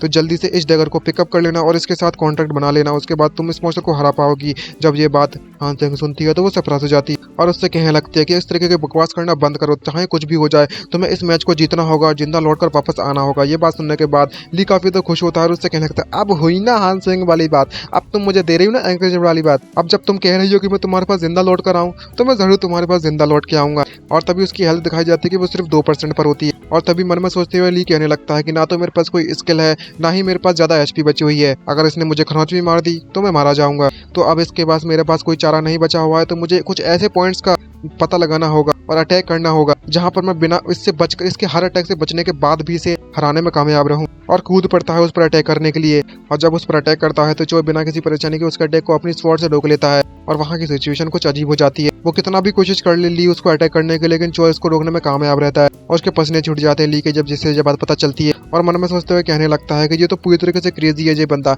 इससे फाइट करने जैसा तो ऐसा है जैसे कि मैं किसी मशीन से फाइट कर रहा हूँ। और तभी चोय घूरने लगता है उसको और अपनी एनर्जी का इस्तेमाल कर उसको जोरदार किक मारता है ली को, जिससे कारण ली को चोट लग जाती है और वो अपनी स्वॉर्ड से ली पर अटैक करने लगता है। ली अपनी जान बचाने के लिए उस डैगर का इस्तेमाल करता है, लेकिन उसके पास इतनी एनर्जी बची नहीं होती और वहां पर दोनों के वेपन्स की जो एनर्जी होती है वो आपस में टकराने लगती है। तभी अचानक से उसके साथ कुछ होने लगता है और वहां पर एक जोरदार धमाका होता है। धमाके के कारण उसकी जो एचपी होती है वो 0 तक पहुंच जाती है, सारे के सारे स्टैट्स एंड डिसअपीयर हो जाते हैं और उसकी जो फैटेज होती है वो ऑलरेडी 90% 95% तक पहुंच चुकी है और सारे की सारी इसकी एबिलिटी 50% कम हो जाती है और वार्निंग दी जाती है कि तुम्हें रेस्ट करने की यानी कि आराम करने की बहुत ज़्यादा ज़रूरत है। और ली की स्टेट इस वक्त बहुत ही ज़्यादा खराब हो रखी है, उसके पास ना ही स्किल है ना ही एनर्जी है और वो ऑलमोस्ट मरने वाला होता है और मन में सोचते कहने लगता है क्या मेरे को हेल में जाने का इन्विटेशन आ चुका है, क्या मैं सच में मरने वाला हूँ? मैं तो बस अपनी जिंदगी में एक नॉर्मल लाइफ जीना चाहता था, कहाँ से ये सब गलत जाना स्टार्ट हुआ? मुझे लगता है कि मुझे पहले ही हंटर का काम करना छोड़ देना चाहिए था, लेकिन मैंने उस वक्त उसे छोड़ा नहीं। लेकिन तभी अपने आप को फिर से जिंदा करता है और अपने विल पावर को बढ़ाते हुए कहने लगता है नहीं, मैं इस तरीके से गिव अप नहीं कर सकता, इतनी आसानी से हार नहीं मान सकता, चाहे कुछ भी हो जाए मैं अंत तक लड़ते रहूंगा। तभी वहाँ पर इसे एक रस्सी दिखाई देती है, रोप, जिसको देखकर उसे कुछ भी समझ में नहीं आ रहा होता और वो सरप्राइज हो जाता है। और वो रोप कहाँ है, उसका जो दूसरा छोर होता है, एंड होता है, वो डायरेक्टली चोई के दिल पर अटैच होता है। उसको देखने के बाद उसे कुछ भी समझ में नहीं आ रहा होता कि चल क्या रहा है, ये सब टोटली कंफ्यूज और मन में सोचते कहने लगता है कि आखिरकार ये रोप क्या है, यह किसी तरीके की स्किल है या फिर किसी तरीके का इल्यूजन, मुझे नहीं पता कि आखिरकार यह क्या चीज़ है। लेकिन मुझे लगता है कि ये जो रोप है वो चाहती है कि मैं इसको फॉलो करूँ, तभी वो अपने डैगर से उसको फॉलो करना चालू कर देता है और जैसे ही फॉलो करता है तो दिखाया जाता है कि चोई की जो स्वॉर्ड होती है वो टूट जाती है और जो रोप होता है उसका रास्ता भी बदल जाता है। उस रास्ते को फॉलो कर उसकी तरफ ली बढ़ने लगता है बिना किसी रोक के और बिना किसी टोक के, उन अटैक्स को डॉज करते हुए जो कि चोई उस पर करने जा रहा है बार बार। और जब ऐसा कर रहा होता है तो उसका जो अटैक होता है डायरेक्टली उस डैगर से उसके छाती में घुसेड़ देता है, जिससे वो डैगर जोरों जोरों से चमकने लगता है और वहाँ फाइटिंग बहुत ज़्यादा तगड़े होते हैं और पता चलता है, नोटिफिकेशन आता है कि चोई को उसके द्वारा मार दिया गया है और तुम्हारी जो बैटल है उसके कारण तुम्हारी फैटिज 5 बढ़ गई और फैटिज 100% होने के कारण तुम बेहोश हो जाओगे और तुम्हारी एडिशनल हिडन क्वेस्ट है वो कंप्लीट हो चुकी है। तभी दिखाया जाता है कि किस तरीके से लोग जो ली होता है वो बहुत ज़्यादा थकने के कारण वहीं पर गिरकर बेहोश हो जाता है। और इसी तरीके से हमें दिखाया जाता है कि बारिश हो रही है, मॉन्स्टर पड़े हुए और मॉन्स्टर नहीं बल्कि में कई सारे हंटर्स भी मरे पड़े हुए हैं और जो सिचुएशन है वो ब्लैक एंड व्हाइट में चली जाती है थोड़ी और वहाँ पर हमें एक बंदे को खड़े होते हुए दिखाया जाता है और तभी दिखाया जाता है ली को, जो कि ली मन में सोचते कहने लगता है कि आखिरकार मैं कहाँ पर हूँ, मुझे लगा कि मैं मर गया। तभी वहाँ पर एक चश्मुद्दीन को आते हुए दिखाया जाता है, रेड कलर वाले जो रेड कलर का कपड़ा पहना है ना बंदा उसके पास, और उससे कहने लगता है क्या हुआ, क्या कोई परेशानी है यहाँ पर, क्या यहाँ पर अभी भी जिंदा मॉन्स्टर बचे हुए हैं? तो वो बंदा कहने लगता है कि नहीं, ऐसी कोई बात नहीं है, दरअसल मैं यहाँ के सिचुएशन को जब एनालाइज कर रहा था तो मुझे ऐसा लगता है कि यहाँ पर कुछ ज्यादा ही लोग मारे जा चुके हैं और हमें इस सिचुएशन के बारे में पता चलता है कि जो ली है इस वक्त इस बंदे की बॉडी के अंदर घुस चुका है और जो भी हो रहा है मेमोरीज देख रहा है या फिर क्या कर रहा है पता नहीं, पर हाँ आई थिंक मेरे ख्याल से तो मेमोरीज ही देख रहा है। और जब ली को ये बात पता चलती है तो वो सरप्राइज होते मन में सोचते कहने लगता है शिट, क्या ऐसा नहीं है कि मुझे इस बंदे के द्वारा पजेस कर लिया गया है? तभी जो बंदा होता है वो चसबुद्धि से कहने लगता है कि काश ऐसा होता कि अगर इन हंटर्स के पास एक या दो स्किल और होती तो शायद उनकी जान इस वक्त बच जाती और इतने ज्यादा लोग जो यहाँ पर मरे हुए हैं वह भी बच जाते। तभी वो चश्मुद्दीन उस बंदे से कहने लगता है कि तुम्हें तो ये बात पता ही होगी, अगर हम अपने रियून को किसी और के साथ शेयर करते हैं तो उसकी एनर्जी बिल्कुल कम हो जाएगी और फिर उसके बाद हम हाई लेवल के मॉन्स्टर को हराने में नाकामयाब रहेंगे। जो दूसरा बंदा होता है वो इस बात को सुनने के बाद उससे कहने लगता है शिट, आखिरकार ऐसा क्यों हो रहा है, ये हमारे साथ बिल्कुल भी ठीक नहीं हुआ और ये बहुत ज्यादा अनफेयर है, सिर्फ हम जैसे बंदों को ही रियून्स का इस्तेमाल करने की परमिशन है और हमें ही सिर्फ रियून्स मिलती है। ये बात सुनने के बाद वो चश्मुद्दीन उस पर गुस्सा करते हुए चिल्लाने लगता है और उससे कहने लगता है बहुत हुआ, इस तरीके से तुम मीनिंगलेस कंफर्ट दूसरों को देने में लगे हो, इससे बढ़िया है कि तुम यहाँ पर इन मॉन्स्टर को मारना चालू कर दो जो कि इंसानों को चोट पहुंचाने में लगे हुए हैं। और अगर तुम सच में इन सभी को बचाना चाहते हो तो तुम्हारे लिए बेटर होगा कि तुम एक ओरिजिनल स्टोन को अपने पोजेशन में ले लो या फिर डिवाइन स्टोन को, उसका इस्तेमाल कर तुम इस पूरे के पूरे वर्ल्ड को फॉर्मर स्टेट में कन्वर्ट कर सकते हो जैसे कि मॉन्स्टर के आने से पहले था, वो भी फर्स्ट ह्यूमन होने के नाते। और तभी आगे के वर्ड को इनविजिबल कर दिया जाता है, क्या कहा पता नहीं, लेकिन बाद में इसका नाम बताया जाता है। इस बंदे का नाम हान सेयुंग जुन होता है। इसको सुनने के बाद ली काफी तो सरप्राइज हो जाता है। नेक्स्ट सीन में हमें ली को दिखाया जाता है जो कि अपनी आंखें खोल रहा है। जब वह अपनी आंखें खोलता है तो वो अपनी आपको कहीं अलग ही पाता है और कहने लगता है क्या मैं सपना देखने में लगा हुआ था। और वहाँ पर एक अपने आप को जब देखता है तो वो देखता है कि वो एक अलग ही कमरे में है और उस कमरे का लेवल अलग ही है और कहने लगता है कि मैं कहाँ पर हूँ, इस कमरे को देखो तो जरा इस जगह को, ये जगह पूरी तरीके से बहुत ही ज्यादा लग्जरियस है, मैं आज तक किसी भी अमीर बंदे को तो नहीं जानता आसपास अपने, तो क्या सिचुएशन हो रखी है और मैं कहाँ पर हूँ। और तभी जाकर एक दरवाजा को खोलता है तो बाहर देखता है तो बाहर का जो रूम होता है वो काफी ज्यादा फैशनेबल होता है और उसको देखने के बाद कहने लगता है कि ये तो वाकई में बहुत ज्यादा अमेजिंग है। और तभी वहाँ उसे एक रेड कलर की रोशनी निकल रही होती है, एक दरवाजे से दिखाई देती है। इसको देखकर वो थोड़ा एक्साइटमेंट से भर जाता है और उसकी तरफ जाने लगता है और कहने लगता है कि आखिरकार ये क्या है, किस तरीके की एनर्जी निकल रही है, ये कौन सा रूम है। और जैसे ही उसको टच करता है तो नोटिफिकेशन आता है कि ट्रैप एक्टिवेट हो चुका है और चेन लाइटनिंग स्किल एक्टिवेट हो जाती है, जैसे करंट ली को जोर का झटका 440 वोल्ट से लगता है और उसकी जो हेल्थ होती है वो 50% ड्रॉप हो जाती है। तभी हान सेयोंग को हमें आते हुए दिखाया जाता है। दूसरी तरफ नोटिफिकेशन दिखाया जाता है कि उसको थोड़ी देर के लिए पैरालाइज कर लिया गया है इलेक्ट्रिक शॉक के कारण, और ली वहीं पर गिर जाता है। बिल्कुल भुंज गया भाई, इलेक्ट्रिक शॉक के कारण भुंज गया पूरा का पूरा बंदा। तभी हान सेयोंग ली से कहने लगती है कि इतने यहाँ इस कमरे में इतने ज्यादा रूम है, इतने ज्यादा दरवाजे हैं,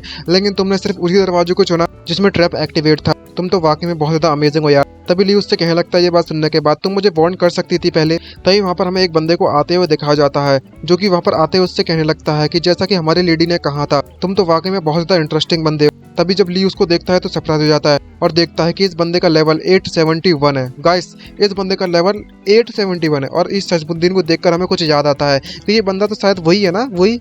अब पता नहीं कि हमारे एमसी को इसके बारे में पता है या नहीं पता, लेकिन हमें जरूर पता है कि ये बंदा कौन है। लेकिन हमारे एमसी को पता चल जाता है और कहने लगता है मन में सोचते हुए, ये तो वही बंदा है जो कि मैंने अपने सपनों में देखा था। सही कहा। और तब नेक्स्ट सीन में दिखाया जाता है कि एक कार्ड को जब ली देख रहा होता है तो उसको देखने के बाद कहने लगता है कि तुम्हारा मतलब है कि जो सिचुएशन उससे पहले हुई थी मेरे साथ और बाकी मेंबर के साथ, वो मायोंगा गिल्ड ने उसको अच्छी तरीके से निपटा लिया है और पूरे के पूरे मैटर को सेटल कर दिया है। तभी वो बंदा उससे कहने लगता है कि मैं सीक्रेटली हाल से उनको काफी टाइम से सपोर्ट करने में लगा हुआ था। तभी ली इस सिचुएशन को बिल्कुल भी हजम नहीं कर पा रहा होता और मन में सोचते कहने लगता है कि एक मायोंगा गिल्ड हमारे इस पूरे की पूरे कंट्री की सबसे ज्यादा पावरफुल और टॉप गिल्ड में से गिल्ड हान सोयंग एक ट्रेजर हंटर को सपोर्ट करने में लगी हुई है। ये चीज तो वाकई में बहुत ज्यादा सस्पिशियस है। तभी वो उस बंदे से पूछने लगता है कि मिनसुक की क्या हालत है, वो कैसा कर रहा है। तभी वो चजमुद्दीन उससे बताने लगता है कि उसकी जो जान है वो खतरे में नहीं थी, तो इस वक्त वो हॉस्पिटल में होगा और रिकवर हो रहा होगा। तभी ली उससे पूछने लगता है कि वो तो ठीक है, मेरे लिए काफी अच्छा हुआ कि वो ठीक है, लेकिन तुम मुझे ये बताओ कि आखिरकार तुमने मेरी मदद करने की डिसीजन क्यों लिया। और तभी वो अपनी जेब से उस डैगर को निकालता है जो कि ली इस्तेमाल करने में लगा हुआ था और उससे कहने लगता है इस डैगर के कारण। और इसको देखने के बाद वो मन में सोचते कहने लगता है कि अब समझ में आया कि तुम्हारा जो मकसद था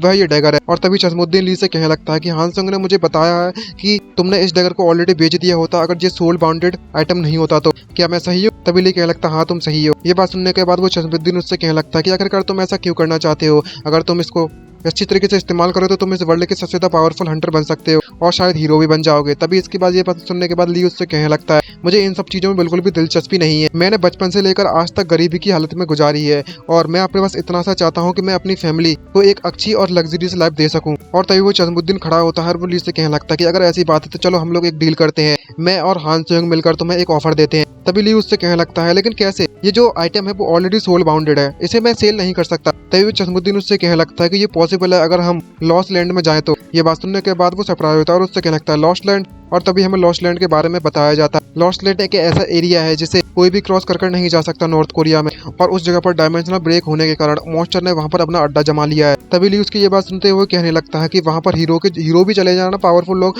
वो भी वहां पर मर जाते हैं। क्या तुम इस बात को लेकर श्योर हो कि हमें वहां जाना चाहिए? तभी चजमुद्दीन उससे कहने लगता है ऑफ कोर्स, सीधी सी बात है कि हम लोग वहां जाने के लिए सुरक्षित रास्ते को अपनाएंगे। जब तक हमें सुरक्षित जगह नहीं मिल जाती और समय नहीं मिल जाता तब तक हम नहीं जाने वाले। सिंपल बात है यार। तभी हान सेयोंग चिल्लाती है और ली से कहने लगती है कि अगर तुम ये डैगर मुझे दे देते हो तो इसके बदले में मैं तुम्हें 100 बिलियन देने के लिए तैयार हूँ। मैं तुम्हें 100 बिलियन दे दूंगी, मुझे ये डैगर दे दो। ये बात सुनने के बाद ली काफी सरप्राइज से बढ़ जाता है और उससे कहने लगता है 100 बिलियन? आखिरकार तुम इस डैगर को पाने के लिए इतनी ज्यादा इच्छुक क्यों हो रही हो? भले ये एक मिथिक लेवल का आइटम है, लेकिन एक नाइट लेवल के बंदे के पास तो ऐसे कई सारे वेपन्स होंगे। मुझे इसका रियल रीजन बताओ कि आखिरकार तुम इसके लिए 100 बिलियन भी पे करने के लिए तैयार हो। तभी चजमुद्दीन उससे कहने लगता है और बताने लगता है कि मैं इस तरह की डिटेल्स तुम्हें प्रोवाइड नहीं करवा सकता, मुझे इसके लिए माफ कर देना तुम। तभी जो हान सेयोंग होती है वो उससे कहने लगती है कि अच्छा ठीक है, मैं तुम्हें बताने जा रही हूँ, लेकिन एक बात याद रखना, एक बार तुम्हें ये बात पता चल जाए तो उसके बाद जो भी होने वाला है वो उससे तुम खुद ही निपटोगे। लेकिन चजमुद्दीन उसे रोकने की कोशिश करने लगता है। तभी हान सेयोंग उसे बताने लगती है कि जो डैगर तुम अभी इस्तेमाल करने में लगे हुए हो वह एक समय पर मेरे ब्रदर का हुआ करता था, मेरा ब्रदर इसे इस्तेमाल करता था। सीधे शब्दों में कहा तो ये मेरे ब्रदर का वेपन है। ये बात सुनने के बाद ली काफी सरप्राइज हो जाता है और कहने लगता है इस वर्ल्ड का फर्स्ट हंटर जो कि कैटेक्लिज्म से फाइट की थी उसने, उस हंटर का नाम हान सेयोंग जुन था, यानी कि इसका ब्रदर। और वो बताने लगती है कि ये मेरे ब्रदर जो कि मर चुका है वो उसका रिलीक हुआ करता था, उसका आइटम, उसका वेपन, इसीलिए मैं इस वेपन को हासिल करना चाहती हूँ। और जब हान सेयोंग उसे बताती है कि हान सेयोंग जुन उसका ब्रदर था तो वो इस बात को सुनने के बाद काफी दिल से शॉक होता है और मन में सोचते हुए कहने लगता है पुराने अपने सपने के बारे में सोचते हुए कि जिस बंदे को मैंने अपने सपने में देखा था तो वो इसका ब्रदर था, इस दुनिया का फर्स्ट हंटर हान सेयोंग जुन। और इस बात को ली को इस बात पर बिल्कुल भी भरोसा नहीं हो रहा था और वो चजमुद्दीन से पूछने लगता है लेकिन ऐसा तो मैं अपनी लाइफ में पहली बार सुन रहा हूँ कि यहाँ पर एक फर्स्ट हंटर से भी ऐसा कुछ था जब से कैटेक्लिज्म स्टार्ट हुआ है। तभी चजमुद्दीन उसे एक्सप्लेन करने लगता है और उससे कहने लगता है ऑफ कोर्स सी बात है कि तुम्हें यही पता होगा कि ऐसी चीज यहाँ पर कोई भी एग्जिस्ट नहीं करती और तुमने ये चीज पहली बार सुनी है, लेकिन मैं तुमसे कहना चाहूंगा कि हमने जो भी तुमसे कहा है वो सच है और तुम हमारी बातों पर विश्वास करो, क्योंकि जो इन्फॉर्मेशन हमने तुम्हें बताई है, ये सारी की सारी इन्फॉर्मेशन हंटर ब्यूरो के द्वारा, I mean Hunter management bureau के द्वारा मैनेज की जा रही है पूरी की पूरी इन्फॉर्मेशन को। और अगर तुम इससे ज्यादा कुछ ही पता लगाने की कोशिश करते हो तो उसके बाद तुम ही नहीं बल्कि मैं तुम्हारी फैमिली भी बहुत बड़े खतरे में पड़ जाएगी। और ये बात सोचने के बाद मन में सोचते कहने लगता है कि अगर ये वाकई में हंटर मैनेजमेंट ब्यूरो है, इस कंट्री की सबसे ज्यादा पावरफुल हंटर मैनेजमेंट एजेंसी, तो ये शायद पॉसिबल हो सकता है कि इस खबर के बारे में हमें किसी को भी नहीं पता। तो मेरे लिए ज्यादा सबसे बेटर होगा कि अगर मैं इन जो कह रहे हैं ये लोग मैं वैसा ही करूँ तो। और तभी ली उस चश्मुद्दीन से पूछने लगता है कि अगर ऐसी बात है तो मैं फर्स्ट हंटर की फोटो देख सकता हूँ क्या। ये बात सुनने के बाद वो चश्मुद्दीन थोड़ा सा सरप्राइज हो जाता है। तभी ली उससे कहने लगता है कि जो इस डेगर का प्रीवियस ओनर था, मैं उसके बारे में थोड़ा जानना चाहता हूँ और ये जानना चाहता हूँ कि आखिरकार वह बंदा कैसा दिखता है। यह बात सुनने के बाद चश्मुद्दीन ली से कहने लगता है कि मेरे पास एक फोटो मौजूद था इस वक्त, लेकिन इस वक्त मैं हान सेयोन की परमिशन के बिना तुम्हें नहीं दिखा सकता। अगर तुम्हें देखना है तो उससे पूछना होगा। लेकिन हान सेयोंगजुन तुरंत मान जाती है और उससे कहने लगती है कि तुम्हें फोटो दिखाने में मुझे कोई परेशानी नहीं है, वैसे भी तुम कुछ कर नहीं पाओगे और कोई बड़ी बात नहीं है। और तभी भी उसे उसकी फोटो दिखाने लगती है। और जब ली उसकी फोटो देखता है तो वो मन में सोचते हुए कहने लगता है, यस, यही वह बंदा है, यही है जिसे मैंने अपने सपनों में देखा था। और जस्ट इनकी दोनों की फोटो देखकर ही मुझे पता चलता है कि ये दोनों एक दूसरे को कितनी ज्यादा रिस्पेक्ट करते हैं और इनकी फैमिली में कितना ज्यादा प्यार था और कितना ज्यादा एफर्ट ये लड़की अपने ब्रदर के रिलेट को ढूंढने में लगा रही है। और तभी उसका फोटो उसे लौटाते हैं, उससे कहने लगता है कि तुम्हारा बहुत बहुत शुक्रिया जो तुमने मुझे ये फोटो दिखा दी, लेकिन मैं तुमसे एक और बात पूछना चाहता हूँ। अगर मैंने ये डिसाइड किया कि मैं ये डेगर तुम्हें नहीं देना चाहता, तब तुम क्या करोगी। तभी वह चश्मुद्दीन अपनी स्वॉर्ड निकालकर उसे दिखाने लगता है और डराने लगता है और उससे कहने लगता है, ये तो बहुत ज्यादा बदकिस्मती वाली बात है, लेकिन हम इस मैटर में आगे कुछ भी नहीं कर सकते। और जैसे वो अपनी स्वॉर्ड निकालता है तो ली का चेहरा देखने लायक होता है। वो बहुत ज्यादा डर जाता है और उसके पसीने छूट जाते हैं और डरते हुए वो काफी ज्यादा घबराती है। उससे कहने लगता है कि अच्छा ठीक है ठीक है ठीक है, मैं तुम्हारे साथ एग्री हो जाता हूँ, क्योंकि मुझे वैसे भी बहुत ज्यादा परेशानी वाली बात सिचुएशन में बिल्कुल भी नहीं फंसना, तो मैं तुम्हें ये डेगर तुम्हें सौंप दूंगा। तभी वे चश्मुद्दीन उससे कहने लगता है कि तुमने वाकई में बहुत ही ज्यादा अच्छा डिसीजन बना लिया है और इसी कारण से मैंने तुमसे पहले ही एक कॉन्ट्रैक्ट बनाकर रख लिया है, तुम्हें बस इस कॉन्ट्रैक्ट पर साइन कर देना है और फिर हमारी डील पक्की हो जाएगी। और जब इस बात ली को ये बात पता चलती है कि इसने सारी तैयारी पहले से ही कर रखी है, तो वो काफी ज्यादा सरप्राइज होते हुए कहने लगता है कि तुम तो बड़े तेज हो यार। और तभी कॉन्ट्रैक्ट की इंफॉर्मेशन में दिखाया जाता है और बताया जाता है कि किस तरीके से कि सबसे पहले तो ली फर्स्ट हंटर के जितने भी फर्स्ट हंटर जो कैटेगरीज का फर्स्ट हंटर था उसके जितने भी सेट है और जितने भी आइटम्स थे रिलिक्स थे वो सारे के सारे को पहले तो कलेक्ट करेगा और कलेक्ट करने के बाद जो हान सेयोन है उसे 100 बिलियन देगी जैसा कि शर्त रखी गई है। और उसके बाद जब उसके 100 बिलियन उसे की पेमेंट चली जाएगी तब ली उसे यानी कि हान सेयोन को उसका आइटम वापस दे देगी, यानी कि जितना भी सेट होगा पूरा का पूरा। और एक बार इन दोनों की डील पक्की हो जाएगी तो जो हान सेयोन है वो ली को या फिर ली हान सेयोन को चोट नहीं पहुंचा सकते। अगर इन दोनों पार्टी में से कोई भी एक बंदा मर जाता है तो इनमें कुछ कंडीशन आएंगी। पहली, अगर ली मारा जाता है तो जितना भी बैलेंस बचा हुआ जितना भी पैसे होंगे वो उसकी फैमिली पर जाएंगे, और अगर हान सेयोन मारी जाती है उसके दौरान तो तुम्हारा जो कॉन्ट्रैक्ट है वो नलिफाइड हो जाएगा और तुम्हारी जो एडवांस पेमेंट है वो भी वापस करनी पड़ेगी। पांचवा पॉइंट यह होता है कि हान सेयोन की तरफ से ली को हर समय निगरानी में रखा जाएगा, कभी भी इसको बुलाया जा सकता है, ऐसा कुछ। जब ली को ये बात पता चलती है कि पांचवा वाला जब पॉइंट पड़ता है तो वो काफी ज्यादा घबरा जाता है और काफी ज्यादा गुस्से में उससे कहने लगता है कि तुम्हारे कहने का मतलब क्या, बाकी सब तो ठीक है लेकिन जो 5th पॉइंट है उसका क्या मतलब है कि तुम हमेशा मेरे पर नजर बनाए रखोगे। ये तो बहुत ज्यादा मचा रखा है तुम लोगों ने। एक तुम मुझसे सर का सारा सेट ले रहे हो, इतने पावरफुल आइटम ले रहे हो और तुम मुझ पर नजर रखोगे इस तरीके से। तभी हान सेयोन उससे कहने लगते कि अगर हमें इस डेगर को प्रोटेक्ट करना है तो हमें इतना तो करना ही पड़ेगा। तभी ली उससे पूछने लगता है कि आखिरकार तुम्हारा ये सब कहने का मतलब क्या है। और तभी हान सेयोन उसे एक्सप्लेन करने लगती है और उससे कहने लगती है कि तुम्हें अब तक ये बात तो पता चली गई होगी ली कि जो हंटर मैनेजमेंट ब्यूरो है वो मेरे ब्रदर के जितने भी रिलेक्स है उसे ढूंढने के लिए जी जान लगाने में लगे हुए हैं। और अगर उन्हें इस बारे में पता चल गया कि सारे के सारे जो आइटम्स है वो तुम्हारे पास है तो वो जो गवर्नमेंट है तुमसे सारे के सारे आइटम्स सीज कर लेगी और फिर ना ही तुम्हें एक भी पैसा मिलेगा ना ही कुछ मिलेगा, और क्या पता तुम्हें साइलेंट कर दिया जाए तो तुम्हें ये सब झेलना पड़ेगा जब तक हमारा कॉन्ट्रैक्ट पूरी तरीके से कंप्लीट नहीं हो जाता और उस सेट को तुम ऑफिशियली मुझ पर ट्रांसफर नहीं कर देते। तभी ली उससे कहने लगता कि बाकी सब तो ठीक है लेकिन जो 4th पॉइंट था उसके बारे में क्या। इसमें लिखा हुआ है कि अगर तुम जाने की हान सेयोन मारी जाती है तो मुझसे सारे के सारे पैसे छुड़ा लिए जाएंगे और जो एडवांस पेमेंट दी जाएगी वो भी। आखिरकार इसके इन सब का क्या मतलब है। और चिल्लाते हुए हान सेयोन से कहने लगता है कि तुमने ऐसा क्यों लिखा है, तुम्हें लगता है कि मैं तुम्हारे साथ कुछ उल्टा सीधा करूंगा और तुम्हें लगता है कि मुझे सिर्फ पैसों की पड़ी है। और तभी हान सेयोन कहने लगता है कि मैं तुम्हारी प्रोटेक्शन के लिए ये सब करने में लगी हुई हूँ। ये बात सुनने के बाद ली भी उससे कहने लगता है कि तुम मुझे लो क्लास का हंटर क्यों समझने में लगे हुए हो, और ये दोनों आपस में बहस करना चालू कर देते हैं। तभी चश्मुद्दीन उससे कहने लगता है, हे गाइस थोड़ा शांत हो जाओगे, मेरे पास एक और सॉल्यूशन है। और तभी ली और वो हान सेयोन आपस में फाइट करते हैं। उससे कहने लगते कि अगर मैं तुम पर भरोसा कैसे कर सकता हूँ, क्या पता एक बार तुमने डेगर ले लिया तो तुम उस डेगर को लेकर यहाँ से भाग जाओ। तो तभी ली हायोन से कहने लगती है आई मीन हान सोयन, सॉरी हान सोयन उससे कहने लगते कि अगर ऐसी बात है तो इस कॉन्ट्रैक्ट को साइन मत करो, और अगर मेरे दिमाग की सटक गई तो मैं तुम्हें मार के तुमसे वापस डैगर तो मैं अपना ले ही लूंगी। और इतनी ज्यादा लड़ाई देखते देखते वो चश्मुद्दीन की सटक जाती है और वो चिल्लाते हुए सबसे पहले तो बहुत ज्यादा चिल्लाता है और अपनी स्वॉर्ड का इस्तेमाल करके उस टेबल को 2 हिस्सों में काट देता है और उससे कहने लगता है मैं तुम दोनों से कह रहा हूँ कि मेरे पास एक सॉल्यूशन, तुम मेरी बात सुनोगे। और दोनों के दोनों जब उसकी ये पावर देखते हैं तो वो घबरा जाते हैं और सबसे ज्यादा फटती है हमारे ली की। तो वो कहने लगता हाँ हाँ तुम जैसा कहोगे बॉस वैसा ही करेंगे हम।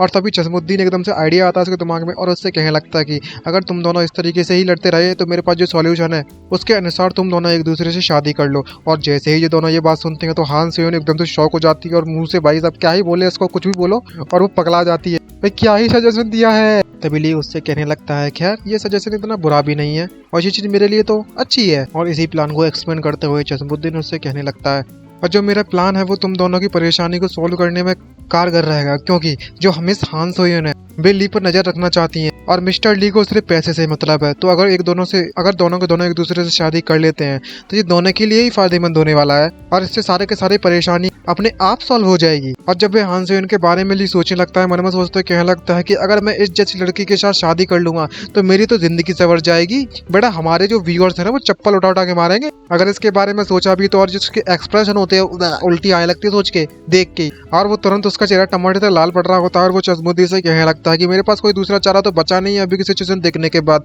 इसलिए मैं इस ऑफर को मान लेता हूँ। तभी चश्मुद्दीन उससे कहने लगता है कि तुमने वाकई में बहुत ज्यादा अच्छी डिसीजन किया है बंदे। और तभी चश्मुद्दीन इस मौके का फायदा उठाते हुए ली से कहने लगता है कि जब तुमने उस चोई को हराया, जब मैंने ये बात सुनी तो मुझे ये भी पता चला है कि जब तुमने उस चोई को हराया था तब उसी मूवमेंट पे जो हान सोयन है उसका दिल थोड़ा बहुत तुम पर आ चुका था, पिघल चुका था, तुमसे कोल्ड हटे नहीं थी इतनी। ये बात सुनने के बाद जो हमारा ली है वो चने के झाड़ पर चढ़ जाता है और कहने लगता है उसे सच में ऐसी बात है। तभी दूसरी तरफ हमें दिखाया जाता है हान सोयन को जो कि बहुत ही ज्यादा गुस्से में होती है मैरिज की बात आते ही और अपनी स्वॉर्ड निकालकर उससे कहने लगती है कि जो दुश्मन होते हैं वो हमेशा एक गली में जरूर मिलते हैं। और वो दोनों पर अटैक करने लगती है और कहने लगती है कि तुम दोनों के दोनों ही मर जाओ ठरकियों कहीं को। और इसी प्रकार से लास्ट में उन दोनों के साइन हो जाते हैं उस कॉन्ट्रैक्ट पर और उसके सारे के सारे एट्रीब्यूट देख लिए जाते हैं। तभी हान सेयोन जब ली के सारे स्टेट्स देख लिए तो वो उससे कहने लगती है कि ये तो बाकी में बहुत सरप्राइजिंग वाली बात है, तुम्हारे तो स्टेट्स मुझसे भी बहुत ज्यादा कम है। दूसरी तरफ दिखाया जाता है कि इन दोनों की जो मार है ना वो बहुत तगड़ी लगी हुई होती है, उसका मुंह सूझ पड़ा होता है ली का और उस चश्मुद्दीन के सारे कपड़े और बाल बिगड़े हुए होते हैं। और जब चश्मुद्दीन उसके स्टेट्स देखता है तो उससे कहने लगता है कि ये तो बहुत ही सरप्राइजिंग वाली बात है कि तुमने उस चोई को हरा दिया अपने इन स्ट्रेंथ के साथ। तभी हान सोयन उससे पूछने लगती है कि आखिरकार तुमने उस चोई को हराया तो हराया कैसे,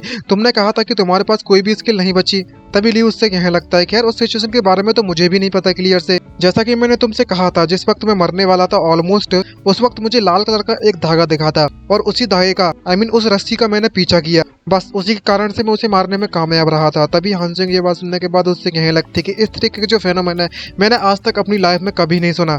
खैर इस सब को छोड़ा जाए तो हमारे लिए सबसे ज्यादा परेशानी वाली बात यह है कि इस बात को लेकर कोई सेंस बनता है कि तुमने इस क्वेस्ट को कंप्लीट करने के बाद भी तुम्हें ना ही कोई रिवॉर्ड मिला और ना ही कोई क्वेस्ट आई है नहीं। और इसकी ये बात सुनते हुए ली भी उससे चिल्लाते हुए कहने लगता है कि मैं भी इस बात को जानने के बाद बहुत ज्यादा शौक हूँ, क्योंकि जब मैंने उसे कंप्लीट किया था तो वहाँ पर ऑलरेडी लिखकर आ चुका था कि तुमने मिशन को कंप्लीट कर लिया है। तभी हान सोयन वहाँ से जाने लगती है और उस चश्मुद्दीन से कहने लगती है कि अब हमारे पास कोई चारा नहीं बचा हुआ है, अगर हमें और ज्यादा डिटेल्स पता करनी है तो हमें उस डाउनजन में वापस से जाना होगा। तभी चश्मुद्दीन भी उससे कहने लगता है कि मैं भी तुम्हारे साथ चलता हूँ। और तभी ली भी पीछे चिल्लाती है उससे कहने लगता है कि वो जो जगह है वो इतनी ज्यादा डेंजरस नहीं है क्या, तुम्हें नहीं लगता? और तो और जो हंटर मैनेजमेंट ब्यूरो है वो भी वहाँ की इन्वेस्टिगेट करने में लगा होगा और मैं इस वक्त एक न्यूबी हूँ, तो मैं वहाँ पर कैसे जा सकता हूँ। तभी हान सोयन उससे कहने लगती है कि किसने कहा कि तुम हमारे साथ आ रहे हो। ये बात सुनने के बाद ली सरप्राइज होते है उससे कहने लगता है क्या मैं तुम्हारे साथ नहीं आ रहा। तभी हान सोयन उस पर ऑर्डर चला देती है और उससे कहने लगती है कि तुम हमारे साथ नहीं आ रहे हो और तुम यहीं रुकोगे और इस सारे के सारे कमरे को तुम ही साफ करोगे, एक बात याद रखना। और ली ये बात जानने के बाद सुनने के बाद बहुत ज्यादा सरप्राइज होता है और चिल्लाते हुए कहने लगता है कि आखिरकार मैं इस कमरे की सफाई क्यों करूं जबकि यहाँ पर इतना भी बवाल मचाया है वो तुमने मचाया है। तभी हान सोयन अपना कॉन्ट्रैक्ट निकालती है और ली को धमकाते हुए उससे कहने लगती है ओह तो तुम इसे साफ नहीं करोगे, लगता है कि मुझे कुछ करना पड़ेगा। क्या कहा कि तुम्हारी जो एडवांस पेमेंट थी वो कितनी थी, चलो देखते हैं कि आखिरकार कितना समय लगने वाला है। और जैसे ही ये ली इसकी ये बात सुनता है तो वापस से उस वैक्यूम क्लीनर को उठाने के बाद उससे कहने लगता है वाह ये वैक्यूम क्लीनर तो वाकई में बहुत ज्यादा नया है, मुझे इस वक्त इसे ट्राई करना था। मतलब इसका ये हुआ कि इसकी ये बात सुनते ही पैसों की बात आते ही वो सफाई करने के लिए भी तैयार है और वो दोनों वहां से चले जाते हैं। और ली पीछे से उनको जाते हुए देखता है तो कहने लगता है कि ये तो वाकई में बहुत ज्यादा बवाल लोग हैं, खासकर ये लौंडिया। और वो सारे के सारे कमरे को सफाई करने के लिए बैठने लगता है लेकिन वो ऐसा कुछ नहीं करता, टीवी देखने लगता है। और कहने लगता है कि किसने सोचा था कि जैसा ये लड़की मुझसे कहेगी मैं वैसा करूंगा, जोरू का गुलाम। तभी बाहर हमें दिखाया जाता है कि जो हान सेंग होती है वो जसमुद्दीन से पूछ रही होती है कि तुम्हें इस सिचुएशन के बारे में कैसा लगा। भले ही हमने उसके साथ कॉन्ट्रैक्ट साइन कर लिया है, लेकिन तुम्हें लगता है कि वो हमारे साथ अच्छी तरीके से कोऑपरेट करेगा। तभी जसमुद्दीन उससे कहने लगता है कि तुम्हें इस मैटर के बारे में ज्यादा चिंता करने की जरूरत नहीं है, हमें बस इंतजार करना है और देखना है कि आगे क्या होता है। दूसरी तरफ जब वो टीवी देख रहा हो तो टीवी में न्यूज आ रही होती है और जो एंकर उसे बता रही होती है कि ये वाकई में बहुत ज्यादा ब्रेकिंग न्यूज है कि जो 20 हंटर हैं वो डंजन के अंदर जाने के बाद पूरी तरीके से गायब हो चुके हैं। और जब ली को ये बात पता चलती है वो सरप्राइज हो जाता है और न्यूज में बताया जाता है कि उस डंजन में सिर्फ एक ही बंदा सर्वाइव कर निकला है और उस बंदे का नाम मिनसुक है, किम मिनसुक, और जिसकी जो कंडीशन है वो बहुत ज्यादा क्रिटिकल कंडीशन है। और जब ली उसकी ऐसी हालत देखता है मिनसुक की तो वो काफी ज्यादा घबरा जाता है। नेक्स्ट सीन में हमें हॉस्पिटल का सीन दिखाया जाता है जहाँ पर वो किसी को कॉल लगाने की कोशिश कर रहा होता है और वो और कोई नहीं बल्कि मैं हान सेयून होती है और वहाँ पर उसका कॉल नहीं लग रहा होता है क्योंकि वो आउट ऑफ रीच होती है। और जब इसका कॉल नहीं लग रहा होता है तो ली उससे कहने लगता है इस सिचुएशन को देखते हुए, शिट ये आखिरकार अभी भी डंजन के अंदर है क्या, मैं हमेशा यहाँ पर इंतजार करते नहीं रह सकता उन दोनों का, तो और मेरे पास ज्यादा समय भी नहीं है, तो मुझे कुछ भी ना कुछ कर खुद जाकर मिनसुक की कंडीशन को चेक करना होगा। दूसरी तरफ दिखाया जाता है कि जो वहाँ पर जो जर्नलिस्ट होते हैं उनको वो पुलिस ऑफिसर मुझे हंटर मैनेजमेंट के जो भी वर्कर्स होते हैं वो जर्नलिस्ट को अंदर नहीं जाने दे रहा होता और चिल्लाते हुए कह रहा होता है कि हमारे टीम लीडर यहाँ पर नहीं है तो तुम अंदर नहीं जा सकते। तभी बाकी के जो रिपोर्टर्स होते हैं वो उससे कह रहे होते हैं कि आखिरकार तुम क्या बकवास करने में लगी हुई हो, जो बंदा अभी अभी अंदर गया था वो साफ साफ जुंग सुहुन है, मुझे जल्दी से एक इंटरव्यू लेने दो उनसे क्योंकि मुझे यहाँ से जाकर इस कंट्री की जो टॉप स्टार है एक्टर चो यूरा उसका भी इंटरव्यू मुझे लेना है, उसके उस न्यूज को भी कवर करना है। लेकिन वो मैनेजमेंट वाले बंदे उन्हें अंदर नहीं जाने दे सकते और इनकी सारी की सारी बातों को ली सुनने में लगा। और जब उसके दिमाग में आई मीन जो नाम सुनता है जुंग सुनु और उस मूवमेंट के बारे में याद करने लगता है कि जब टीम लीडर जो टीम कैप्टन जो भी है वो जब उससे इन्वेस्टिगेट करने के लिए आया था तो ये बंदा वही है। और मन में सोचता है कहने लगता है कि अगर इन लोगों के सामने या फिर मैं इनसे टकरा गया और इन्हें पता चल गया कि मैं लेवल 1 का बंदा हूँ और मेरे सारे के सारे स्टेट्स के बारे में अगर इन्हें पता चल गया तो ये मेरे लिए बिल्कुल भी अच्छा नहीं होने वाला और ज्यादा समय नहीं लगने वाला। जो मेरे इस बिगिनर्स डेगर के जो ड्रॉबैक कि मैं रीसेट करके लेवल 1 पर पहुंच जाता हूँ तो ये मेरे लिए काफी ज्यादा परेशानी वाली बात होने वाली है और इसी कारण जो मैं बार बार लेवल 1 पर पहुंच रहा हूँ ना उससे भी मुझे काफी परेशानियां हो रही है। लेकिन मैं इस तरीके से मिनसुक को अकेला छोड़कर नहीं जा सकता जबकि उसे मेरी वजह से चोट लगी है और वो अपना मन बना लेता है और हान सेयून को मैसेज कर देता है कि मैं हॉस्पिटल के सामने खड़ा हुआ हूँ जहाँ पर मिनसुक को एडमिट किया गया है। यहाँ पर कई सारे एजेंट्स पहरा देने में लगे हुए हैं और मैं चुपके से अंदर जाने की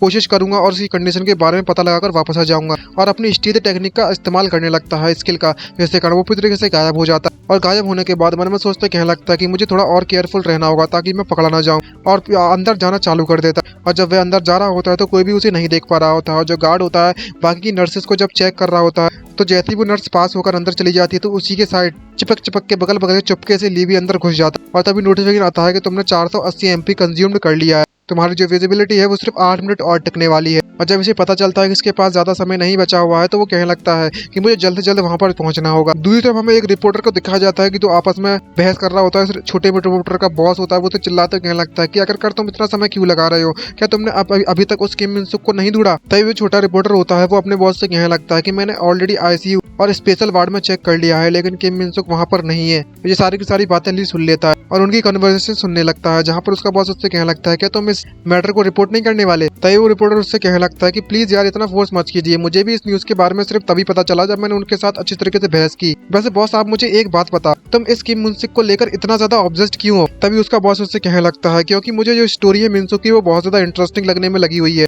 तो मैं तुमसे चाहता हूँ कि तुम एक भी रूम को ना छोड़ो और जाओ VIP रूम को और चेक करना। तभी वो रिपोर्टर उससे कहने लगता है लेकिन मैं अंदर कैसे जा सकता हूँ, उस एरिया को भी उन एजेंट्स के द्वारा कवर कर रखा है। तभी उसका बॉस उससे कहने लगता है कि अगर ऐसी बात है तो मैं फाइट करके अंदर जाना होगा। जब ली इनकी बातें सुन रहा होता है तो मन में सोचता कहने लगता है कि अगर मैं इस जूनियर रिपोर्टर का इस्तेमाल करता हूँ तो मुझे बिना किसी परेशानी के अंदर जाने को मिल जाएगा। और वो उस रिपोर्टर का पीछा करने लगता है और करते करते उस रूम में भी पहुंच जाता है जहाँ पर जो गार्ड्स होते हैं वो सिक्योरिटी में लगे हुए हैं और गार्ड्स उसे रोकते हुए उससे कहने लगता है कि तुम यहीं पर रुक जाओ, तुम अंदर नहीं जा सकते। तभी रिपोर्टर उससे बहस करते हुए उससे कहने लगता है कि मैं बस हंटर किम मिनसुक से मिलने आया हूँ और देख रहा हूँ क्या उनकी कंडीशन ठीक है। लेकिन वो गार्ड उसे अंदर नहीं जाने दे सकता और उससे कहने लगता है तुम अंदर नहीं जा सकते। और दूसरी तरफ हमें दिखाया जाता है कि जो रिपोर्टर होता है वो वहीं पर अपने कपड़े उतार कर लेट जाता है और चिल्लाते हुए कहने लगता है कि तुम इस तरीके से मुझसे व्यवहार नहीं कर सकते, मेरे जो हक है एक रिपोर्टर होने के नाते तुम मुझे नहीं रोक सकते। और वहीं बच्चों की तरह रोना चालू कर देता है और उस मौके का फायदा उठाते हुए ली अंदर घुस जाता है अपने इनविजिबल मोड में और अंदर जाकर जब वह देखता है तो पूरा का पूरा जो इलाका होता है वो पूरी तरीके से साफ और पूरी तरीके से खाली होता है, कोई भी दिखाई नहीं देता।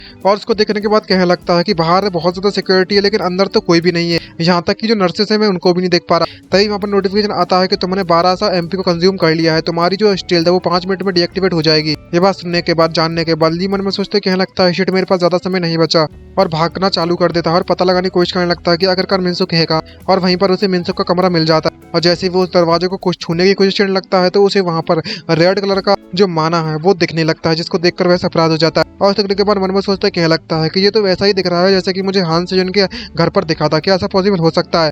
और वो इतना सोच ही रहा होता है तभी दरवाजा खोलता है और उसका एक हाथ बाहर निकलता है, उसके कॉलर को पकड़ अंदर खींच लेता है और वो और कोई नहीं बल्कि मैं मिनसुक ही होता है। और उसे कुछ भी ना बोलने के लिए कहने लगता है और उसे अंदर ले जाते हुए कहने लगता है कि ये एक ट्रैप है तो तुम मुझे फॉलो करो। ये बात जानने के बाद वो काफी तो सरप्राइज हो जाता है और उसे कुछ भी समझ में नहीं आ रहा। और तभी वो अपनी हवाई कागज को चेक करता है तो पता चलता है कि ये तो वाकई में एक ट्रैप होता है जिसे उसको पकड़ने के लिए बिछाया गया। और मन में सोचता है कहने लगता है कि जो रेड हो रहा है तो इसका मतलब ये हुआ कि जो रेड हो रहा है वो ट्रैप को इंडिकेट करता है। और वो मिनसुक ली को एक अलग ही जगह पर ले जाना चालू कर देता है और ली उसका पीछा करने लगता है। और उसको एक कमरे में ले जाने के बाद मिनसुक उससे कहने लगता है कि ये जगह मेरा असली रूम है। तभी ली उससे पूछने लगता है कि इस तरीके का जो ट्रैप है वो कौन बिछा सकता है। तभी जो मिनसुक है उसे बताने लगता है कि ये बंदा जुंग सेहून है। ये बात सुनने के बाद ली काफी सरप्राइज हो जाता है और तभी मिनसुक उससे कहने लगता है क्योंकि वो बंदा इस बात पर विश्वास रखता है कि जिस बंदे ने भी चोई को मारा है वो यहाँ पर जरूर आएगा मुझसे मिलने के लिए। तभी ली उससे कहने लगता है मर्डर, इसका मतलब ये हुआ कि जो जुन सेहून है वो इसको एक मर्डर केस मानता है। तभी मिनसुक उससे कहने लगता है हाँ तुमने बिल्कुल सही कहा और मैंने उस समय पर ऐसे प्रिटेंड किया जैसे कि मुझे कुछ भी नहीं पता। लेकिन वो इस बात को मानने के लिए बिल्कुल भी तैयार नहीं था और कह रहा था कि ये एक मर्डर है। और तो और उस डंजन में कुछ ऐसे साइंस मिले थे जिसको वो ट्रैक करना चाहता है। ये बात जब ली को पता चलती है तो वो काफी ज्यादा सरप्राइज हो जाता है और उससे कहने लगता है कि अगर उसे पता चल गया कि ये मैं हूँ तो मुझे जिंदगी भर की कैद हो जाएगी। तभी मिनसुक उससे कहने लगता है ली से, ली क्या तुम अपने इस स्टील टेक्निक को डीएक्टिवेट नहीं कर सकते क्या, मैं तुम्हें देख नहीं पा रहा हूँ। और तभी उसके दिमाग में ख्याल आता है हाँ यार बात तो सही, और उसे डीएक्टिवेट कर देता है। और डीएक्टिवेट करने के बाद उसे दिखाई देने लगता है और वो मिनसुक से पूछने लगता है खैर ये सब छोड़ो, मुझे ये बताओ कि आखिरकार तुम्हें ये बात कैसे पता चली कि मैं तुम्हारे साथ तुमसे मिलने के लिए आ रहा हूँ। तभी मिनसुक उससे कहने लगता है मैं तब से बाहर नजर बनाए रखा था क्योंकि मैं इस बात को जानता था कि तुम यहाँ पर जरूर आओगे जो आइटम को लेने के लिए अपने। तभी ली उससे पूछने लगता है आइटम, कौन सा आइटम। तभी मिनसुक अपनी जेब में हाथ डालता है और उसमें से एक बॉल निकालकर उससे कहने लगता है कि जिस वक्त वह चोई मारा गया था उसके बाद जो आइटम है वो आसमान से गिर गया था, उस वक्त तो बेहोश हो गए थे तो इसलिए इसे कलेक्ट नहीं कर पाए। और जब इसे जब बात पता चलती है तो मन में सोचते कहने लगता है जैसा कि हान सिंह ने कहा था जो क्विस्ट रिवॉर्ड है वो एग्जिस्ट करता है और वो इसलिए नहीं मिला था हमें क्योंकि वो मिनसुक के पास था और उसने इस रिवॉर्ड को अपनी पांट्स में छुपा कर रखा था उस जगह पर, समझ रहे हो इस अपने वहाँ ऐसी जगह पर कोई नहीं पहुंच सकता उस जगह। और उसको देखते हुए उसकी शक्ल बिगड़ जाती है लीगी और उससे कहने लगता है कि तुम्हें इसको ऐसी जगह पर छुपाना जरूरी था क्या। तभी मिनसुक उससे कहने लगता है कि मुझे माफ कर देना लेकिन वही एक ऐसी जगह थी जो कि सबसे ज्यादा सुरक्षित थी। और तभी वो उस रिवॉर्ड को ले लेता है और जब उसे लेता है तो हमें उसकी डिटेल्स के बारे में बताया जाता है कि तुम्हारा जो रिवॉर्ड आइटम है वो रिसीव हो चुका है ऑफ मेमोरी, किसी की मेमोरीज के गोला है वो। और इसका एक्सप्लेन करते बताया जाता है कि इस ऑर्ब के अंदर फर्स्ट हंटर की मेमोरीज फंसी हुई है। अगर तुम किसी भी डंजन पोर्टल में इसे इंसर्ट करोगे वो भी लिमिटेड टाइम के अंदर तो इसके अंदर तुम जा सकते हो और इससे अंदर जाने का समय सिर्फ 10 मिनट 42 सेकंड बची हुई है। एक बार ये टाइम खत्म हो जाएगा तो तुम इसे यूज नहीं कर पाओगे और जो तुम्हारा रिवॉर्ड वो ऑटोमेटिकली डिसअपियर हो जाएगा। और 10 मिनट 42 सेकंड बचे होते हैं और जैसे जैसे उसका काउंटडाउन कम होता जाता है जो दोनों का दोनों एकदम से सरप्राइज हो जाते हैं। और मिनसुक से पूछने लगता है लिया आखिर का ये किस तरह का काउंटडाउन है। तभी मिनसुक उससे कहने लगता है कि ये एक टाइम लिमिट है, क्या तुम्हें इसके बारे में नहीं पता था। तभी ली उससे कहने लगता है डैम, मुझे आखिरकार इसके बारे में कैसे पता होगा। तभी अचानक से मिनसुक को कोई आते हुए दिखाई देता है और उसे जल्दी से छुपाने लगता है ली को और उससे कहने लगता है कि कोई यहाँ पर आने में लगा हुआ है तो मैं छुपना होगा। तभी ली उससे पूछने लगता है क्या, लेकिन किधर, और अपनी स्टील टेक्निक को एक्टिवेट कर लेता है। तभी हमें दिखाया जाता है कि वो टीम कैप्टन वहाँ पर आ चुका है और मिनसुक घबराते हुए उससे कहने लगता है हेलो जिनसुक सर। और तभी जिन उससे पूछने लगता है मिनसुक से कि मैंने सीसीटीवी कैमरा को चेक किया तो तुम मुझे बताओ कि तुम आखिरकार इस कमरे में क्यों आए। तभी जो मिनसुक होता है वो घबराते हुए उससे कहने लगता है कि जब मैं ड्रिंक्स लेकर वापस आ रहा था तो मुझे किस कमरे में जाना है मुझे खुद नहीं पता था क्योंकि सारे के सारे जो कमरे हैं वो वैसे भी एक तरह से दिखते हैं। तभी जुंग उससे कहने लगता है क्या तुम यहाँ पर किसी का इंतजार तो नहीं कर रहे थे, क्या तुमसे कोई यहाँ पर मिलने के लिए आने वाला था। तभी मिनसुक घबराते उससे कहने लगता है कि तुम्हें ऐसा क्यों लगता है। तभी जुंग उससे पूछने लगता है कि अगर ऐसी बात है तो आखिरकार यह क्या चीज है जो और हवा में उड़ने में लगा हुआ है। और मिनसुक दूसरी तरफ देखता है तो वो काफी ज्यादा सरप्राइज हो जाता है क्योंकि वो तो गायब हो गया ली, लेकिन उसके हाथ में जो ऑर्ब था वो गायब नहीं हुआ। और जब ली को ये बात पता चलती है तो उसके पसीने छूट जाते हैं और वो कहने लगता है कि ये बात तो पक्की है कि जो स्टील्थ स्किल है वो आइटम्स पे काम नहीं करती। और तभी हमें दिखाया जाता है कि मिनसुक उसके हाथों को पकड़ लेता है जुंग के, क्योंकि जुंग अपनी स्वॉर्ड को निकालने वाला होता है। और तभी मिनसुक उससे कहने लगता है कि तुम्हें यहाँ से भागना होगा जल्द से जल्द। और ली उसकी जैसी बात सुनता है तो वहीं पर हमारा सीन शिफ्ट हो जाता है, जहाँ पर वो रिपोर्टर बाहर बैठा हुआ होता है काफी थकने के बाद और कह रहा होता है कि मेरी बॉडी वाकई में बहुत ज्यादा थक चुकी है और मैं इस काम को और ज्यादा नहीं कर सकता। तभी उसका बॉस उस पर आता है और उससे पूछने लगता है क्या तुम्हें मिनसुक मिला। तभी रिपोर्टर उससे कहने लगता है कि मैं वहां तक पहुंच ही नहीं पाया क्योंकि उन एजेंट्स ने मुझे अंदर नहीं जाने दिया। तभी उसका बॉस उससे कहने लगता है कि तुम्हें कम से कम हॉस्पिटल तक जाना ही चाहिए था, कुछ नहीं तो कम से कम उस जुंग से ही कुछ पता लगा लेते। तभी वे रिपोर्टर उससे कहने लगता है कि मैंने सब कुछ ट्राई कर लिया था, लेकिन आपको सच में लगता है कि ये जो जुंग है वो कोई गली का कुत्ता है जो कि मुझे कभी भी मिल जाएगा या फिर मेरा कोई पड़ोसी वगैरह। और दूसरी तरफ हमें दिखाया जाता है कि जिस जगह पर मिनसुक होता है उस खिड़की का जो कांच होता है वो टूट जाता है और उसमें से कोई आकर सीधे एक गाड़ी पर जाकर गिरता है, जिसके कारण से वो एम्बुलेंस पूरी तरह से टूट जाती है। और बाकी के जो रिपोर्टर्स होते हैं वो इस सिचुएशन को देखते हुए चिल्लाते हुए कहने लगते हैं क्या हुआ क्या हुआ क्या हुआ, क्या ऊपर से अभी अभी कोई गिरा था। और तभी उसका रिपोर्टर का बॉस उससे कहने लगता है कि ये क्या है, और उससे कहने लगता है कि मैं इसे नहीं देख पा रहा हूँ क्लियरली, मुझे भी नहीं पता। तभी वो उस ऑर्ब को उड़ते हुए देखने लगते हैं और कहने लगते हैं कि ये क्या चीज है। तभी दूसरी तरफ हमें दिखाया जाता है कि उसके एक और बार कूदने के बाद दूसरे बंदा कूदता है, वो और कोई नहीं बल्कि में जुंग होता है। इसको देखने के बाद वो रिपोर्टर से और भी ज्यादा शॉक हो जाते हैं और जो जुंग है उसे देखने के बाद चिल्लाने लगते हैं। और जब वो ऑर्ब को दूसरी तरफ भागते हुए देखता है तो वो फुल स्पीड में उस ऑर्ब का पीछा करने लगता है जुंग अपनी फुल रफ्तार से। और बाकी के जो रिपोर्टर्स होते हैं इस बात को लेकर बहुत ज्यादा एक्साइटमेंट से भर जाते हैं और चिल्लाते हुए कहने लगते हैं कि हमें जुंग को फॉलो करना होगा, मुझे लगता है कि हमें यहाँ पर एक चटपटी न्यूज मिलने वाली है। तभी रिपोर्टर कहने लगता है कि चीफ चलो हम भी इन्हें फॉलो करते हैं, लेकिन देखता है कि चीफ तो वहां से गायब हो चुका है। तभी उसका चीफ अपनी गाड़ी लेकर आ जाता है और उससे कहने लगता है कि आखिरकार तुम किसका इंतजार करने में लगे हुए हो, तुम जल्दी से आओ और बैठो गाड़ी में। तभी उसका चीफ उससे कहने लगता है कि तुम एक बात हमेशा याद रखने की, जो एक हंटर होता है वो उसकी रफ्तार वाकई में बहुत ज्यादा तेज होती है एक कार के बराबर, अगर तुम्हें उसका पीछा करना है तो तुम्हें एक कार की जरूरत पड़ेगी। अब चलते हैं। और तभी वो एक्सीलेटर मार देता है फुल स्पीड में और तभी दिखाया जाता है किस तरीके से वो अपनी फुल स्पीड में कार को दौड़ाने में लगा हुए हैं। दूसरी तरफ देखते हैं कि किस तरीके से जंग उस ऑर्ब का भी पीछा करने में लगा हुआ है और वो अपने रिपोर्टर के साथी के साथ कहने लगता है कि तुम जल्दी से कैमरा निकालो, वो मॉन्स्टर है मोटर, हमें हमारे कैमरा में कवर करना होगा। मैं अपनी पूरी की पूरी कार को जितना हो सके उतना जुंग के पास लगाने की कोशिश करूंगा, तो तुम कुछ भी होकर सारे के सारे फोटोज खींच लेना। और तभी उसका फोटो खींचने के बाद वो रिपोर्टर कहने लगता है कि आखिरकार ये किस तरीके का ऑर्ब है जो कि हवा में उड़ने में लगा हुआ है। तभी उसका चीफ उससे कहने लगता है कि तुम्हें देख नहीं रहा, समझ नहीं आता क्या, ये एक स्टील्थ टेक्निक है और तुम इस तरीके से बकवास करना बंद करो और जल्दी से शूट करो। दूसरी तरफ हमें जुंग को दिखाया जाता है जो कि अभी भी उस ऑर्ब का पीछा कर रहा है और रिपोर्टर का जो चीफ होता है उससे कहने लगता है कि चाहे कुछ भी हो जाए मैं इसे छोड़ने नहीं वाला। और ठोक पीक के भाई ये कैसे ड्राइवर हैवी ड्राइवर बन गया ये तो। और इतनी ज्यादा हैवी ड्राइविंग के कारण जो रिपोर्टर होता है वो कह रहा होता है मन में सोचते हुए कि आखिरकार इस तरीके की ड्राइविंग के साथ मैं किस तरीके से फोटो खींचने वाला हूँ। और तभी सामने दिखाया जाता है कि एक बहुत बड़ी दीवार आ जाती है जिसको देखकर वो डर जाता है ड्राइवर और करने लगता है चिल्लाते चिल्लाते चीफ जरा देखिए सामने एक दीवार है। और वो उस मूवमेंट पर अपने उस गाड़ी को रोकने में नाकामयाब रहता है और डरने के कारण उस दीवार की तरफ बढ़ रखता है। तभी जुंग को दिखाया जाता है जो कि ली से चिल्लाते हुए कहने लगता है तुम चोर कहेंगे, तुम वहीं के वहीं रुक जाओ अपनी स्टील्थ टेक्निक को रोककर, और उससे अपनी स्वॉर्ड पर अटैक कर देता है, लेकिन वो ऑर्ब से लेकर बच जाता है।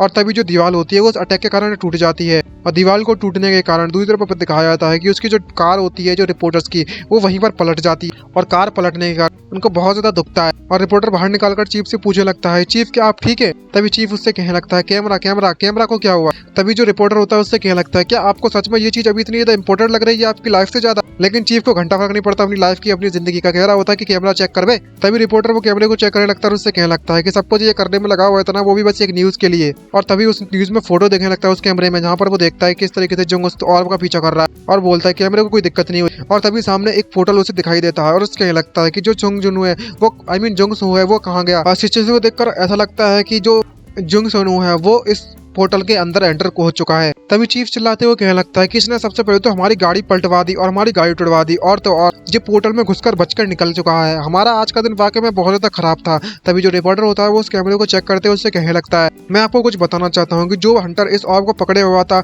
वो उसकी जो फोटो है वो हमारे कैमरे में आ चुकी है। ये बात जानने के बाद चीफ काफी ज्यादा सरप्राइज होता है और उसके जब लेवल को चेक करता है उस फोटो में तो वो काफी ज्यादा सरप्राइज होता है, कहने लगता है क्या ये बंदा लेवल 1 का बंदा है कैसे। दूसरी तरफ हमें ली को दिखाया जाता है जो कि उस पोर्टल के अंदर घुस चुका है और घुसने के बाद पोर्टल में वापस से पीछे देखता है और उससे कहने लगता है कि चलो देखते हैं कि आखिरकार तुम मेरा कब तक पीछा करते हो। लेकिन जब वो पोर्टल की तरफ देखने लगता है तो उस पोर्टल में से कोई भी बाहर नहीं आता और उस सिचुएशन को देखते हुए कहने लगता है कि आखिरकार ये कैसे पॉसिबल हो सकता है, क्या जो जंग सुनो वो मेरा पीछा नहीं कर रहा था, क्या ऐसा पॉसिबल हो सकता है कि मैं इल्यूजन देखने में लगा था इतनी देर से, या फिर मेरी इमेजिनेशन थी और कुछ नहीं। तभी नोटिफिकेशन आता है कि सक्सेसफुली तुम रिवॉर्ड डाउनजन में घुस चुके हो। और इस बात को जानने के बाद ली उससे कहने लगता है, अपने आप से कहने लगता है कि ये तो वाकई में बहुत ज्यादा अच्छी बात है कि मुझे नहीं पता कि आखिरकार क्या हो रहा है, लेकिन फिर भी जो रिवॉर्ड डाउनजन है मैं उसमें बिना किसी परेशानी के घुस चुका हूँ। और तभी अचानक से पीछे मुड़कर देखता है तो उसे वह एक ऐसी सिटी दिखाई देती है जो कि पूरी तरीके से क्लियर हो रखी है और साफ सुथरी, पूरी तरीके से कोई मॉइस्चर नहीं। और उसे देखकर सरप्राइज हो जाता है और कहने लगता है कि ये जगह तो बुसान है। बुसान एक जगह का नाम है कोरिया में। तभी पीछे से एक बंदा आता है एक बियर की बोतल लेकर और उससे कहने लगता है, अच्छा तो तुम आखिरकार यहाँ पर आ ही गए। लगता है कि जो इंसानों की जो लालच है उसकी तो कोई सीमा ही नहीं है। और लगता है कि तुमने जो बाकी का सेट है इसके आइटम का पूरे के पूरे सेट को कलेक्ट करने के लिए आ चुके हो यहाँ पर। और वह बंदा वही एनपीसी होता है जो कि उसे पहले डबल एस रैंक के डांजन में मिला था। उसे देखने के बाद ली उससे कहने लगता है कि तुम यहाँ पर क्या कर रहे हो। तभी वो बंदा दिखाया जाता है हमको जो कि कपड़े नहीं पहना हुआ होता पर चड्डी पहनकर वहाँ पर आ चुका होता है। और उसके पास आते हुए उससे कहने लगता है कि तुम मुझे इस तरीके से क्यों घूरने में लगी हुए हो और मुझे देखकर इतना सरप्राइज क्यों हो तुम। तभी ली भी उसके साथ मस्ती मजाक करते हैं, पता नहीं मस्ती कर रहा है मजाक कर रहा है, लेकिन कहता है उससे कि वो बात नहीं है। दरअसल मैं इस बात को जानने के बाद शौक हूँ कि तुम जिस तरीके का स्विम सूट पहने हुए हो वो वाकई में बहुत ज्यादा शर्मनाक है। तभी जो बंदा होता है वो उससे चिल्लाते हुए कहने लगता है कि ये जिस जगह पर हम मौजूद हैं वह एक बीच है, तो हमें लगता है कि इस जगह को हमें थोड़ा एंजॉय करना चाहिए ना ब्रो। तभी ली भी उससे कहने लगता है, लेकिन फिर भी तुम इस तरीके के जो पहने हुए हो ना स्पीडोस को वो थोड़ा अनकंफर्टेबल है। तभी बंदा वहां से जाने लगता है और उससे कहने लगता है, क्यों तुम्हें ये चीज पसंद नहीं आई? मैं तुम्हारे लिए खुद चलकर तुम्हारे लिए तुम्हारा जो क्वेस्ट रिवॉर्ड है वो तुम्हारे लिए लेकर आया, लेकिन तुम यहाँ पर मेरे इस तरीके से बेइज्जती कर रहे हो, मुझे शायद चले जाना चाहिए। और जब ये बात पता चलती है कि जो क्वेस्ट रिवॉर्ड है वो नहीं मिलेगा अगर ये जहाँ से चला गया, तो उससे कहने लगता है, उसकी तारीफ करते हो कि नहीं नहीं ब्रो तुम बहुत ज्यादा अच्छे लग रहे हो, कूल लग रहे हो, झक्कास लग रहे हो, झक्कास एकदम परफेक्ट सूट हो रहा है ये। और उसको जब गौर से देखने लगता है तो मन में सोचता है, कहने लगता है कि अगर सोचा जाए ध्यान से तो जो सामने मेरे एनपीसी खड़ा हुआ है वो बिल्कुल हान से उनके जो ब्रदर था ना, बिग ब्रदर हान सेयोंग जोन, उसकी तरह दिखता है उसके फोटो को मैंने देखा था तब। और वो कहने लगता है, क्या मैं तुम्हारा नाम पूछ सकता हूँ? लेकिन वो एनपीसी से मना कर देता है नाम बताने से और कहता है कि मेरा कोई नाम नहीं है। और कहता है कि मैं जैसा कि मैंने तुमसे कहा था कि मैं इस पूरी की पूरी जगह का पूरे के पूरे डांजन का मैनेजर हूँ, तो तुम मुझे जो चाहे वो कहकर तुम मुझे बुला सकते हो। तभी वो एनपीसी होता है वो उससे जाने के लिए कहने लगता है और उससे कहने लगता है कि तुम्हारा जो रिवॉर्ड है वो तुम्हें मिल चुका है, तुम जा सकते हो। ये बात सुनने के बाद वो काफी ज्यादा सरप्राइज हो जाता है। तभी बंदा उससे कहने लगता है, क्या मैंने तुम्हें पहले नहीं बताया कि जो इस बार का रिवॉर्ड था उसके अनुसार तुम मुझसे कोई भी एक क्वेश्चन पूछ सकते हो। ये बात सुनने के बाद ली भड़क पड़ता है और उससे कहने लगता है कि बस इतना ही? क्या तुम मेरे साथ मजाक कर रहे हो? क्या तुम मेरे साथ मस्ती मजाक करने की सोच रहे हो? तुम तो यहाँ पर रॉबर हो, रॉबर। ये बात सुनने के बाद वो भी बंदा एनपीसी भड़क पड़ता है और ली से चिल्लाते हुए कहने लगता है, क्या तुम मुझे एक रॉबर कहने में लगे हो? ये कुछ ज्यादा नहीं हो गया? तभी ली भी भड़क पड़ता है और वो भी उससे कहने लगता है, क्यों तुमने तो मुझसे कहा था कि मैं तुमसे जो चाहे वो कहकर तुम्हें बुला सकता हूँ, क्यों रॉबर रॉबर रॉबर? तभी वो एनपीसी घबराने लगता है और उससे कहने लगता है कि ठीक है जो तुम्हें कहना है वो कह लगते हो, लेकिन मेरी बात याद रखना, क्योंकि ये जो जगह है जिस जगह पर तुम इस वक्त खड़े हो बिना एक्सप्लेनेशन के स्टार्ट होती है। ये बात सुनने के बाद ली उससे कहने लगता है कि तुम्हारे कहने का मतलब क्या है भाया? और तभी दिखाया जाता है कि जो बंदा होता है जो एनपीसी होता है वो एक इंजेक्शन निकालकर ली की छाती में घुसेड़ देता है, जिसको देखकर ली सरप्राइज हो जाता है और उससे कहने लगता है एकदम पीछे से हटकर, आखिरकार यह क्या चीज है? तभी वो एनपीसी उसकी तरफ बढ़ने लगता है ली की तरफ और उससे कहने लगता है कि तुम्हें बिल्कुल भी घबराने की जरूरत नहीं है, ये एक ऐसा आइटम है या फिर एक ऐसी एक्सेसरी है जो कि जो आइटम लिमिट्स है वो तुम्हारी हटा देती है। और उसके पास आने के बाद उसको एक जोरदार किक मार देता है, जिसके कारण ली आसमान से उस बहुत सी ऊंची वाली बिल्डिंग से नीचे गिरना चालू कर देता है और जोरों जोरों से चिल्लाने लगता है। और उसके गिरते गिरते जो हमारा ली है वो चिल्लाते उससे कहने लगता है कि तुम डैम रॉबर कहीं के, तुमने मुझे सिर्फ इंजेक्शन ही नहीं ठोका बल्कि मैं तुमने मुझे ऊपर से फेंक भी दिया मुझे मरने के लिए, रॉबर रॉबर रॉबर। तभी एनपीसी उससे कहने लगता है कि अगर ऐसी बात है तुम मुझसे बदला लेना चाहते हो तो तुम जिंदा लौट कर आना पड़ेगा तुम्हें मेरे पास चैलेंजर। और इसी तरह से ली को बाहर नीचे गिरते हुए दिखाया जाता है और जब वे नीचे गिर रहा होता है तभी अचानक से उसे बहुत ज्यादा नींद सी आने में लगी हुई होती है और वो अपनी आंखें जैसी बंद करता है तो कोई चिल्लाते उससे कहने लगता है कि उठो उठो हान सेयोंग जुन। और वो और कोई नहीं बल्कि वही चश्मुद्दीन होता है जो कि उसे जगाने की कोशिश कर रहा था। तो वापस हमें पता चलता है कि जो हमारा ली है उसने हान सेयोंग जुन की बॉडी को पजेस कर लिया है। तभी चश्मुद्दीन उसके पास आकर उससे कहने लगता है कि क्या होता अगर इस समय पर तुम जब बेहोश हो लेटे हुए हो एक मॉन्स्टर आकर तुम्हें मार देता तो? और इसको देखते हुए ली मन में सोचता है, कहने लगता है कि ये तो वही बंदा है ना चश्मुद्दीन जवान वाला, इसका नाम हिन शियुनमिन है, अमी शिन हियुनमिन, तो इसको हम शिन कह के बुलाएंगे, चश्मुद्दीन ही ठीक है वैसे तो। और जब ली को पता चलता है कि इसने इसकी बॉडी को पसेज कर लिया तो मन में सोचते क्या लगता है कि ऐसा पॉसिबल हो सकता है कि मैं जो हान सेयोंग जुन है उसकी एक और मेमोरी को एक्सपीरियंस करने वाला हूँ क्या? और खड़ा होने के बाद हान सेयोंग जुन होता है वो उससे कह रहा होता है कि तुम मेरा इंतजार करो, मैं एक झटके में इस मॉन्स्टर को हरा कर आता हूँ। तभी चश्मुद्दीन उससे कहने लगता है कि यही बात तुमने मेरे से लास्ट टाइम भी कही थी। दूसरी तरफ हमें उस टार्टरस को दिखाया जाता है जो कि अपनी बड़े वाली फॉर्म में होता है और इतना बड़ा होता है कि बिल्डिंग्स तो उसके सामने कुछ भी नहीं लग रही होती और वह चश्मुद्दीन और हान सेयोंग जुन उसके सामने चींटी लग रहे होते हैं। और हमें टार्टरस जो हान सेयोंग ने देखते हुए दिखाया जाता है और मन में सोचते हुए इसे देखकर ली कहने लगता है, मुझे लगा था कि ये एक क्विस्ट मॉन्स्टर था जब मैंने सहराया था, लेकिन ये तो फिर से यहाँ आ आ गया। और तभी दिखाया जाता है कि इस तरीके से हान सेयोंगजुन उस डैगर को अपने पास बुला लेता है और इक्विप कर लेता है। और इक्विप करने के बाद वो फाइट करने के लिए उसकी तरफ बढ़ने लगता है टार्टरस को रोकने के लिए। लेकिन जब वह अपने उस डैगर का इस्तेमाल करता है तो वहां पर एक जोरदार धमाका होता है और धमाके के कारण उसका जो प्रेशर होता है हान सेयोंगजुन पीछे चला जाता है और नीचे गिर जाता है। और जब ली वहां पर उठता है तो मन में सोचते कहने लगता है कि एक बात को लेकर तो मैं पक्का श्योर हूँ कि मुझे लगा कि मैंने इसे हिट किया था, आई मीन टार्टरस के हैंड को। तभी हान सेयोंगजुन उस चश्मुद्दीन से कहने लगता है शिट, मेरा अटैक है वो टार्टरस पे बिल्कुल भी काम नहीं कर रहा। तभी चश्मुद्दीन उससे कहने लगता है कि तुम्हें अब होश आया, अब पता चला तुम्हें इस बारे में। तभी ऐसा जो चश्मुद्दीन होता है वो एक्सप्लेन करते हुए हान सेयोंगजुन से कहने लगता है कि इस वक्त जो टार्टरस है जहाँ पर हमसे फाइट करने के लिए मॉन्स्टर खड़ा हुआ है, उसके पास ना ही कोई फिजिकल अटैक काम करता है और ना ही कोई मैजिक अटैक, और ये बस एक अवतार है। तो इसका मतलब ये हुआ कि इसकी जो ओनली वीकनेसेस है वो सिर्फ इसका सर है। ये बात सुनने के बाद चश्मुद्दीन कहने लगता है कि तुम मेरे साथ मजाक कर रहे हो, जैसे इसका हाथ को मैंने जब तोड़ने की कोशिश की तो वो तो काम नहीं किया और तुम इसका सर के बारे में बोल रहे हो। तभी हान सेयोंगजुन उससे कहने लगता है कि तुम मेरे साथ बैट करना चाहोगे, क्योंकि मुझे जहाँ तक पता है अगर मैं इस तरीके से इस मॉन्स्टर को अप्रोच करता हूँ तो ये ट्रिक जरूर काम करेगी। तभी चश्मुद्दीन उससे हान सेयोंगजुन से पूछने लगता है खैर वो सब छोड़ो, तुम मुझे ये बताओ क्या तुम्हारे पास कोई आइडिया है कि तुम उसके सर तक कैसे पहुंचोगे। तभी वह उससे कहने लगता है हान सेयोंगजुन चश्मुद्दीन से बस मुझे एक फ्लाई रियून की जरूरत पड़ेगी जिससे मैं उड़ सकूं। तभी चश्मुद्दीन उससे पूछने लगता है और कहने लगता है लेकिन तुम्हारे पास तो कोई भी उस रियून को इस्तेमाल करने के लिए स्लॉट नहीं बचा। तभी हान सेयोंगजुन उससे कहने लगता है कि किस बेवकूफ ने ऐसा कह दिया कि उस फ्लाइंग रियून को मेरे ही द्वारा इस्तेमाल किया जाए। तभी चश्मुद्दीन हान सेयोंगजुन से कहने लगता है कि जहाँ पर बकवास करना बंद करो और उन डिफेंस में जो बच्चे काम करने में लगे हुए हैं तुम वहां पर जा सकते हैं। और जाते जाते हान सेयोंगजुन है उस चश्मुद्दीन से कहने लगता है कि तुम यहाँ पर ख्याल रखना और मेरे लिए थोड़ा समय निकालने की कोशिश करना। दूसरी तरफ दिखाया जाता है कि वहाँ पर जो बाकी के हंटर्स होते हैं फाइट करने में लगे हुए होते हैं और हान सेयोंगजुन वहाँ पर पहुंच चुका है। और पहुंचने के बाद वो एक बच्चे को देखता है और कहने लगता है कि ये रहा वो बच्चा, जहाँ पर वो बच्चा उन मॉन्स्टर को एक एक करके काट रहा होता है और काफी पावरफुल होता है। उसकी मदद करने के लिए हान सेयोंगजुन भी वहाँ पर आ जाता है, जिसको देखकर वो बच्चा काफी देर सरप्राइज हो जाता है। और उसके पास आने के बाद हान सेयोंगजुन उस बच्चे से पूछने लगता है क्या तुम हो, क्या तुम्हारे पास ही फ्लाइंग रियून मौजूद है। तभी बच्चा खड़ा होता है और वो उससे पूछने लगता है सर सेयोंगजुन आपको क्या मेरा फ्लाइंग रियून चाहिए, क्या मैं आपको दे सकता हूँ। तभी हान सेयोंगजुन उससे कहने लगता है कि मेरे पास एक भी स्लॉट नहीं बचा हुआ है, मैं चाहता हूँ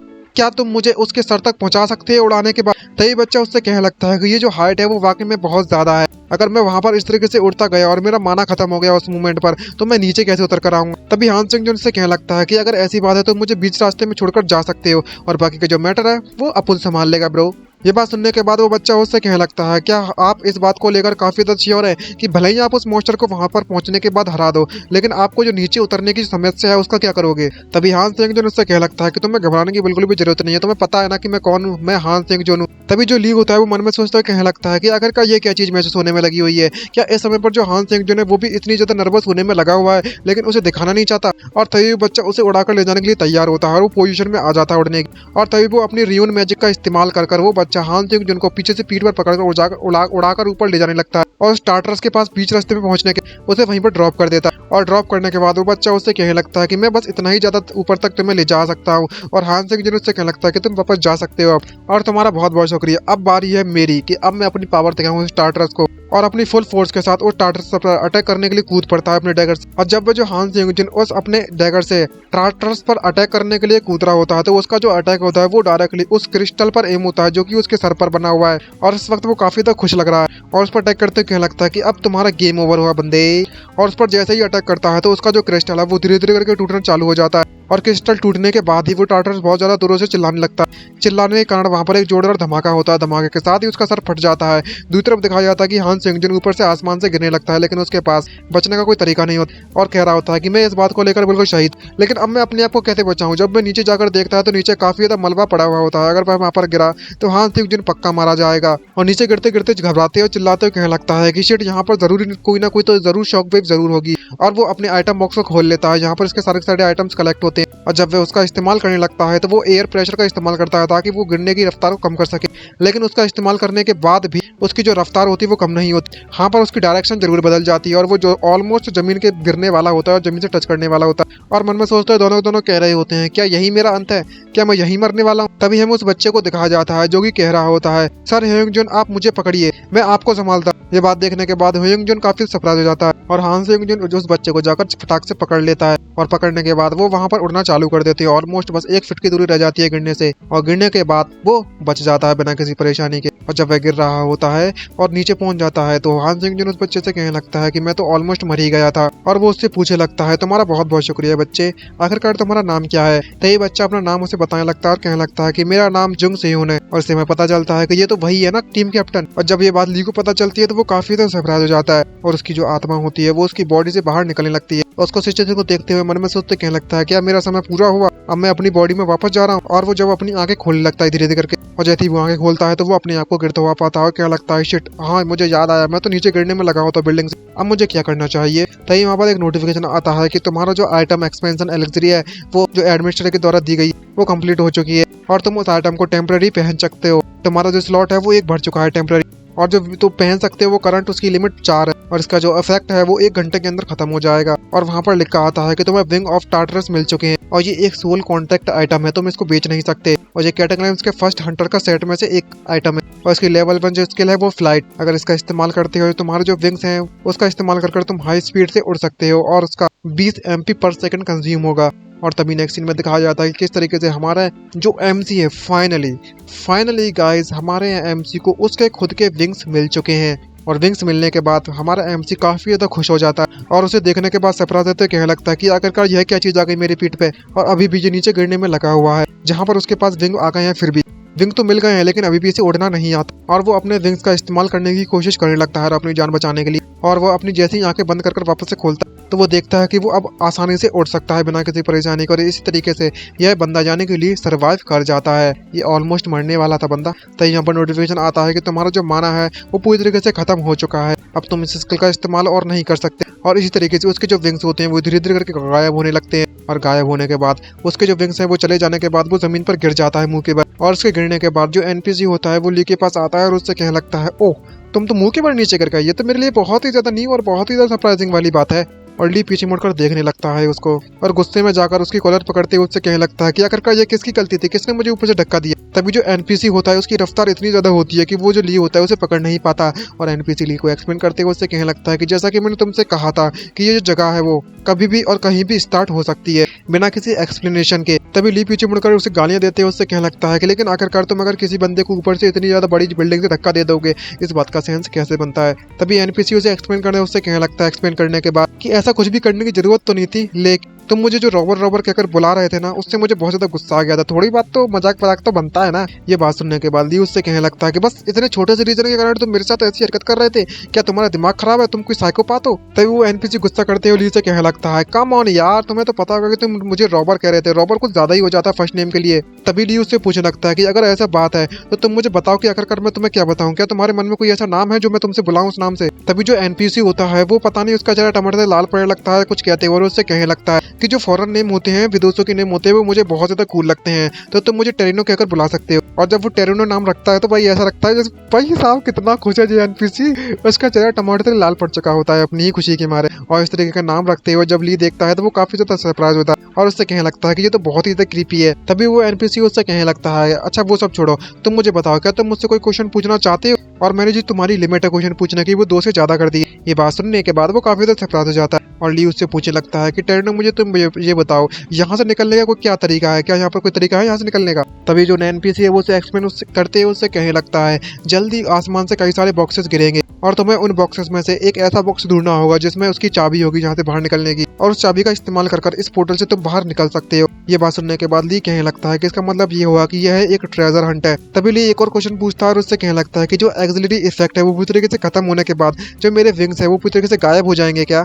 तभी NPC उसे एक्सप्लेन करते हुए उससे कहने लगता है कि ऐसा कुछ भी नहीं होने वाला, क्योंकि जो रिवॉर्ड है वो एक रियल रिवॉर्ड है। एक बार तुम्हारा एक्सिलरी टाइम खत्म होने के बाद वो ऑटोमेटिक तुम्हारी इन्वेंट्री में स्टोर हो जाएंगे, तो तुम कभी भी इसे इस्तेमाल कर सकते हो। और जब तुम्हारे जो आइटम स्लॉट्स हैं वो बढ़ जाएंगे तो तुम इसका कभी भी इक्विप कर कर अपनी इच्छा अनुसार इन विंग्स का इस्तेमाल कर पाओगे। तभी ली उससे पूछने लगता है क्या तुम्हारे लिए ठीक है कि तुम इस तरीके से मुझे डैगर सेट आइटम देने में लगी हुई हो। तभी वो एनपीसी उससे कहने लगता है क्यों नहीं। और तभी ली पूछने लगता है क्या मैं अपने जो आइटम्स है वो किसी को शेयर कर सकता हूँ। एनपीसी उसकी भी हाँ कर देता है। और जो ली होता है वो मन में सोचते कहने लगता है कि जिससे पहले कि मैं हान सोयन को सारे के सारे आइटम्स हैंड ओवर कर दूं, उससे पहले मुझे लगता है कि मैं सारे के सारे सेट को कलेक्ट करने में कामयाब रहा तो। लेकिन मुझे ये बात कंफर्म करनी है क्या मेरे जो आइटम्स है मैं किसी को ट्रांसफर कर भी सकता हूँ या नहीं, वो भी जिंदा रहते हुए। तभी ली होता है वो एनपीसी से पूछने लगता है कि अगर ऐसी बात है तो तुमसे मैं एक बात पूछना चाहता हूँ जिसे तुम कंफर्म करो। तो जो मेरे पास जो सोल बाउंडेड आइटम है क्या मैं वो उसकी जो ओनरशिप है वो किसी और पर्सन को ट्रांसफर कर सकता हूँ क्या। तभी एनपीसी उससे कहने लगता है क्या तुम इस आइटम्स को बेचना चाहते हो। तभी ली कहने लगता है हाँ बिल्कुल। तभी एनपीसी उससे कहने लगता है कि हाँ ये बिल्कुल तुम्हारे डिसीजन पर डिपेंड करता है। क्या ये तुम्हारा आखिरी क्वेश्चन था। हाँ वो और ली हाँ कह देता हाँ ये मेरा आखिरी क्वेश्चन है। तभी एनपीसी उससे कहने लगता है कि इस आइटम को ट्रांसफर करने की जो मेथड है मुझे भी इस बारे में नहीं पता। ये बात सुनने के बाद ली एकदम से भड़क पड़ता है और उससे कहने लगता है क्या तुम मेरा दिमाग खराब करना चाहते हो और या फिर मेरे साथ पंगे करना चाहते हो। तभी वो एनपीसी पे जब देखता है एनपीसी के जो ली उस पर चिल्लाने में लगा हुआ है तो एनपीसी भी उससे कहने लगता है नहीं नहीं नहीं मैं तुमसे सच कहने में लगा हुआ हूँ, मैं अभी बस इन हिडन पीसेस को बस मैनेज करता हूँ और कुछ नहीं। और एनपीसी उसे एक्सप्लेन करने लगता है लेकिन हाँ मैं तुम्हें एक सलाह जरूर देना चाहूंगा। अगर तुम सारे के सारे आइटम्स के पूरे सेट को कलेक्ट कर लेते हो और इसका जो डिजाइनर है उससे जाकर मिल लेते हो तो किसे पता कि तुम्हारे इस सवाल का जवाब तुम्हें मिल जाए। लेकिन ली कुछ भी समझ में नहीं आ रहा होता तो उससे पूछने लगता है डिजाइनर आखिरकार वह कौन है। और तभी एनपीसी से एक्सप्लेन करता है और बताने लगता है कि डिजाइनर एक ऐसी एंटिटी है जो शायद तुम्हारे इस सोल कॉन्ट्रैक्ट आइटम जो कि तुमसे बाउंडेड है वो अलग कर सकता है। और तभी हमें डिजाइनर को दिखाया जाता है जो कि पूरी तरीके से इनविजिबल है। आई मीन उसका चेहरा नहीं दिखाया जाता कि कौन है ये डिजाइनर असली बंदा। और ली उसके बारे में सोचने लगता है, इमेजिनेशन होती है पूरी की पूरी और उससे पूछने लगता है कि जिस डिजाइनर की तुम बात करने में लगी हुई है क्या वो पॉसिबली हान सिंह जुन है। तभी वो एनपीसी उससे कहने लगता है कि तुम्हारी जो सोच है वो शायद पॉसिबल हो सकती है लेकिन इसका जवाब मैं क्लियरली नहीं दे सकता। अगर तुम्हें पता लगाना है तो उससे पहले सारे के सारे सेट आइटम तुम्हें कलेक्ट करने होंगे फिर तुम्हें सब कुछ पता चल जाए। तभी ली उससे कहने लगता है कि इसका मतलब ये हुआ अब मुझे समझ में आया तो अभी के लिए कुछ समय के लिए तुम्हें अपने आइटम्स को किसी और पर ट्रांसफर नहीं कर सकता। तभी वो एनपीसी उससे कहने लगता है कि मैंने बिल्कुल सही कहा, हाँ ऐसी ही बात है। अब जबकि तुम्हारे जो क्वेश्चंस है वो खत्म हो चुके हैं तो हम लोग क्या आगे का बात को आगे बढ़ाएं और तुम्हारा जो नया मिशन है वो चालू करें। और तभी नोटिफिकेशन आता है कि तुम्हारी जो ट्यूटोरियल है वो स्टार्ट हो चुकी है। ये तुम्हारे ट्रेजर चेस्ट है वो आसमान से गिरना चालू होंगे और उस ट्रेजर चेस्ट में से उस बॉक्सेस में से तुम्हें की का पता लगाना है। उसके बाद ही तुम इस डंजन को एक्सेप्ट कर पाओगे, बचकर निकल पाओगे। और तुम्हारा जो टेम्पररी माना रिकवरी रेट है वो 1000 गुना बढ़ चुकी है और आई मीन पर सेकंड 1000 बढ़ेगी। और तुम्हारा एमपी पूरी तरीके से रिकवर हो चुकी है। तभी हमें वहां पर एक प्लेन को उड़ते हुए दिखाया जाता है। बहुत बड़ा प्लेन होता है, कार्गो प्लेन लग रहा है। और जब उस प्लेन को दिखाया जाता है तो उस प्लेन में से कई सारे बॉक्सेस आसमान से गिरने लगते हैं एक एक कर। और नोटिफिकेशन आता है कि जो आइटम एक्सपेंशन एक्सली है वो 48 मिनट्स एंड 40 सेकंड्स में खत्म हो जाएंगी। और तभी नेक्स्ट सीन में दिखाया जाता है कि इसके जो टाइमिंग बचने के कारण अभी वो 48 मिनट के लिए उन विंग्स का इस्तेमाल कर सकता है। उसे स्लॉट की कोई भी दिक्कत नहीं है, सिर्फ 48 मिनट्स तक। और वो उन विंग्स को इक्विप कर लेता है ली और एक्साइटमेंट के साथ उड़ना चालू करता है और कहने लगता है कि चलो चलते हैं, अपनी जर्नी को स्टार्ट करते हैं।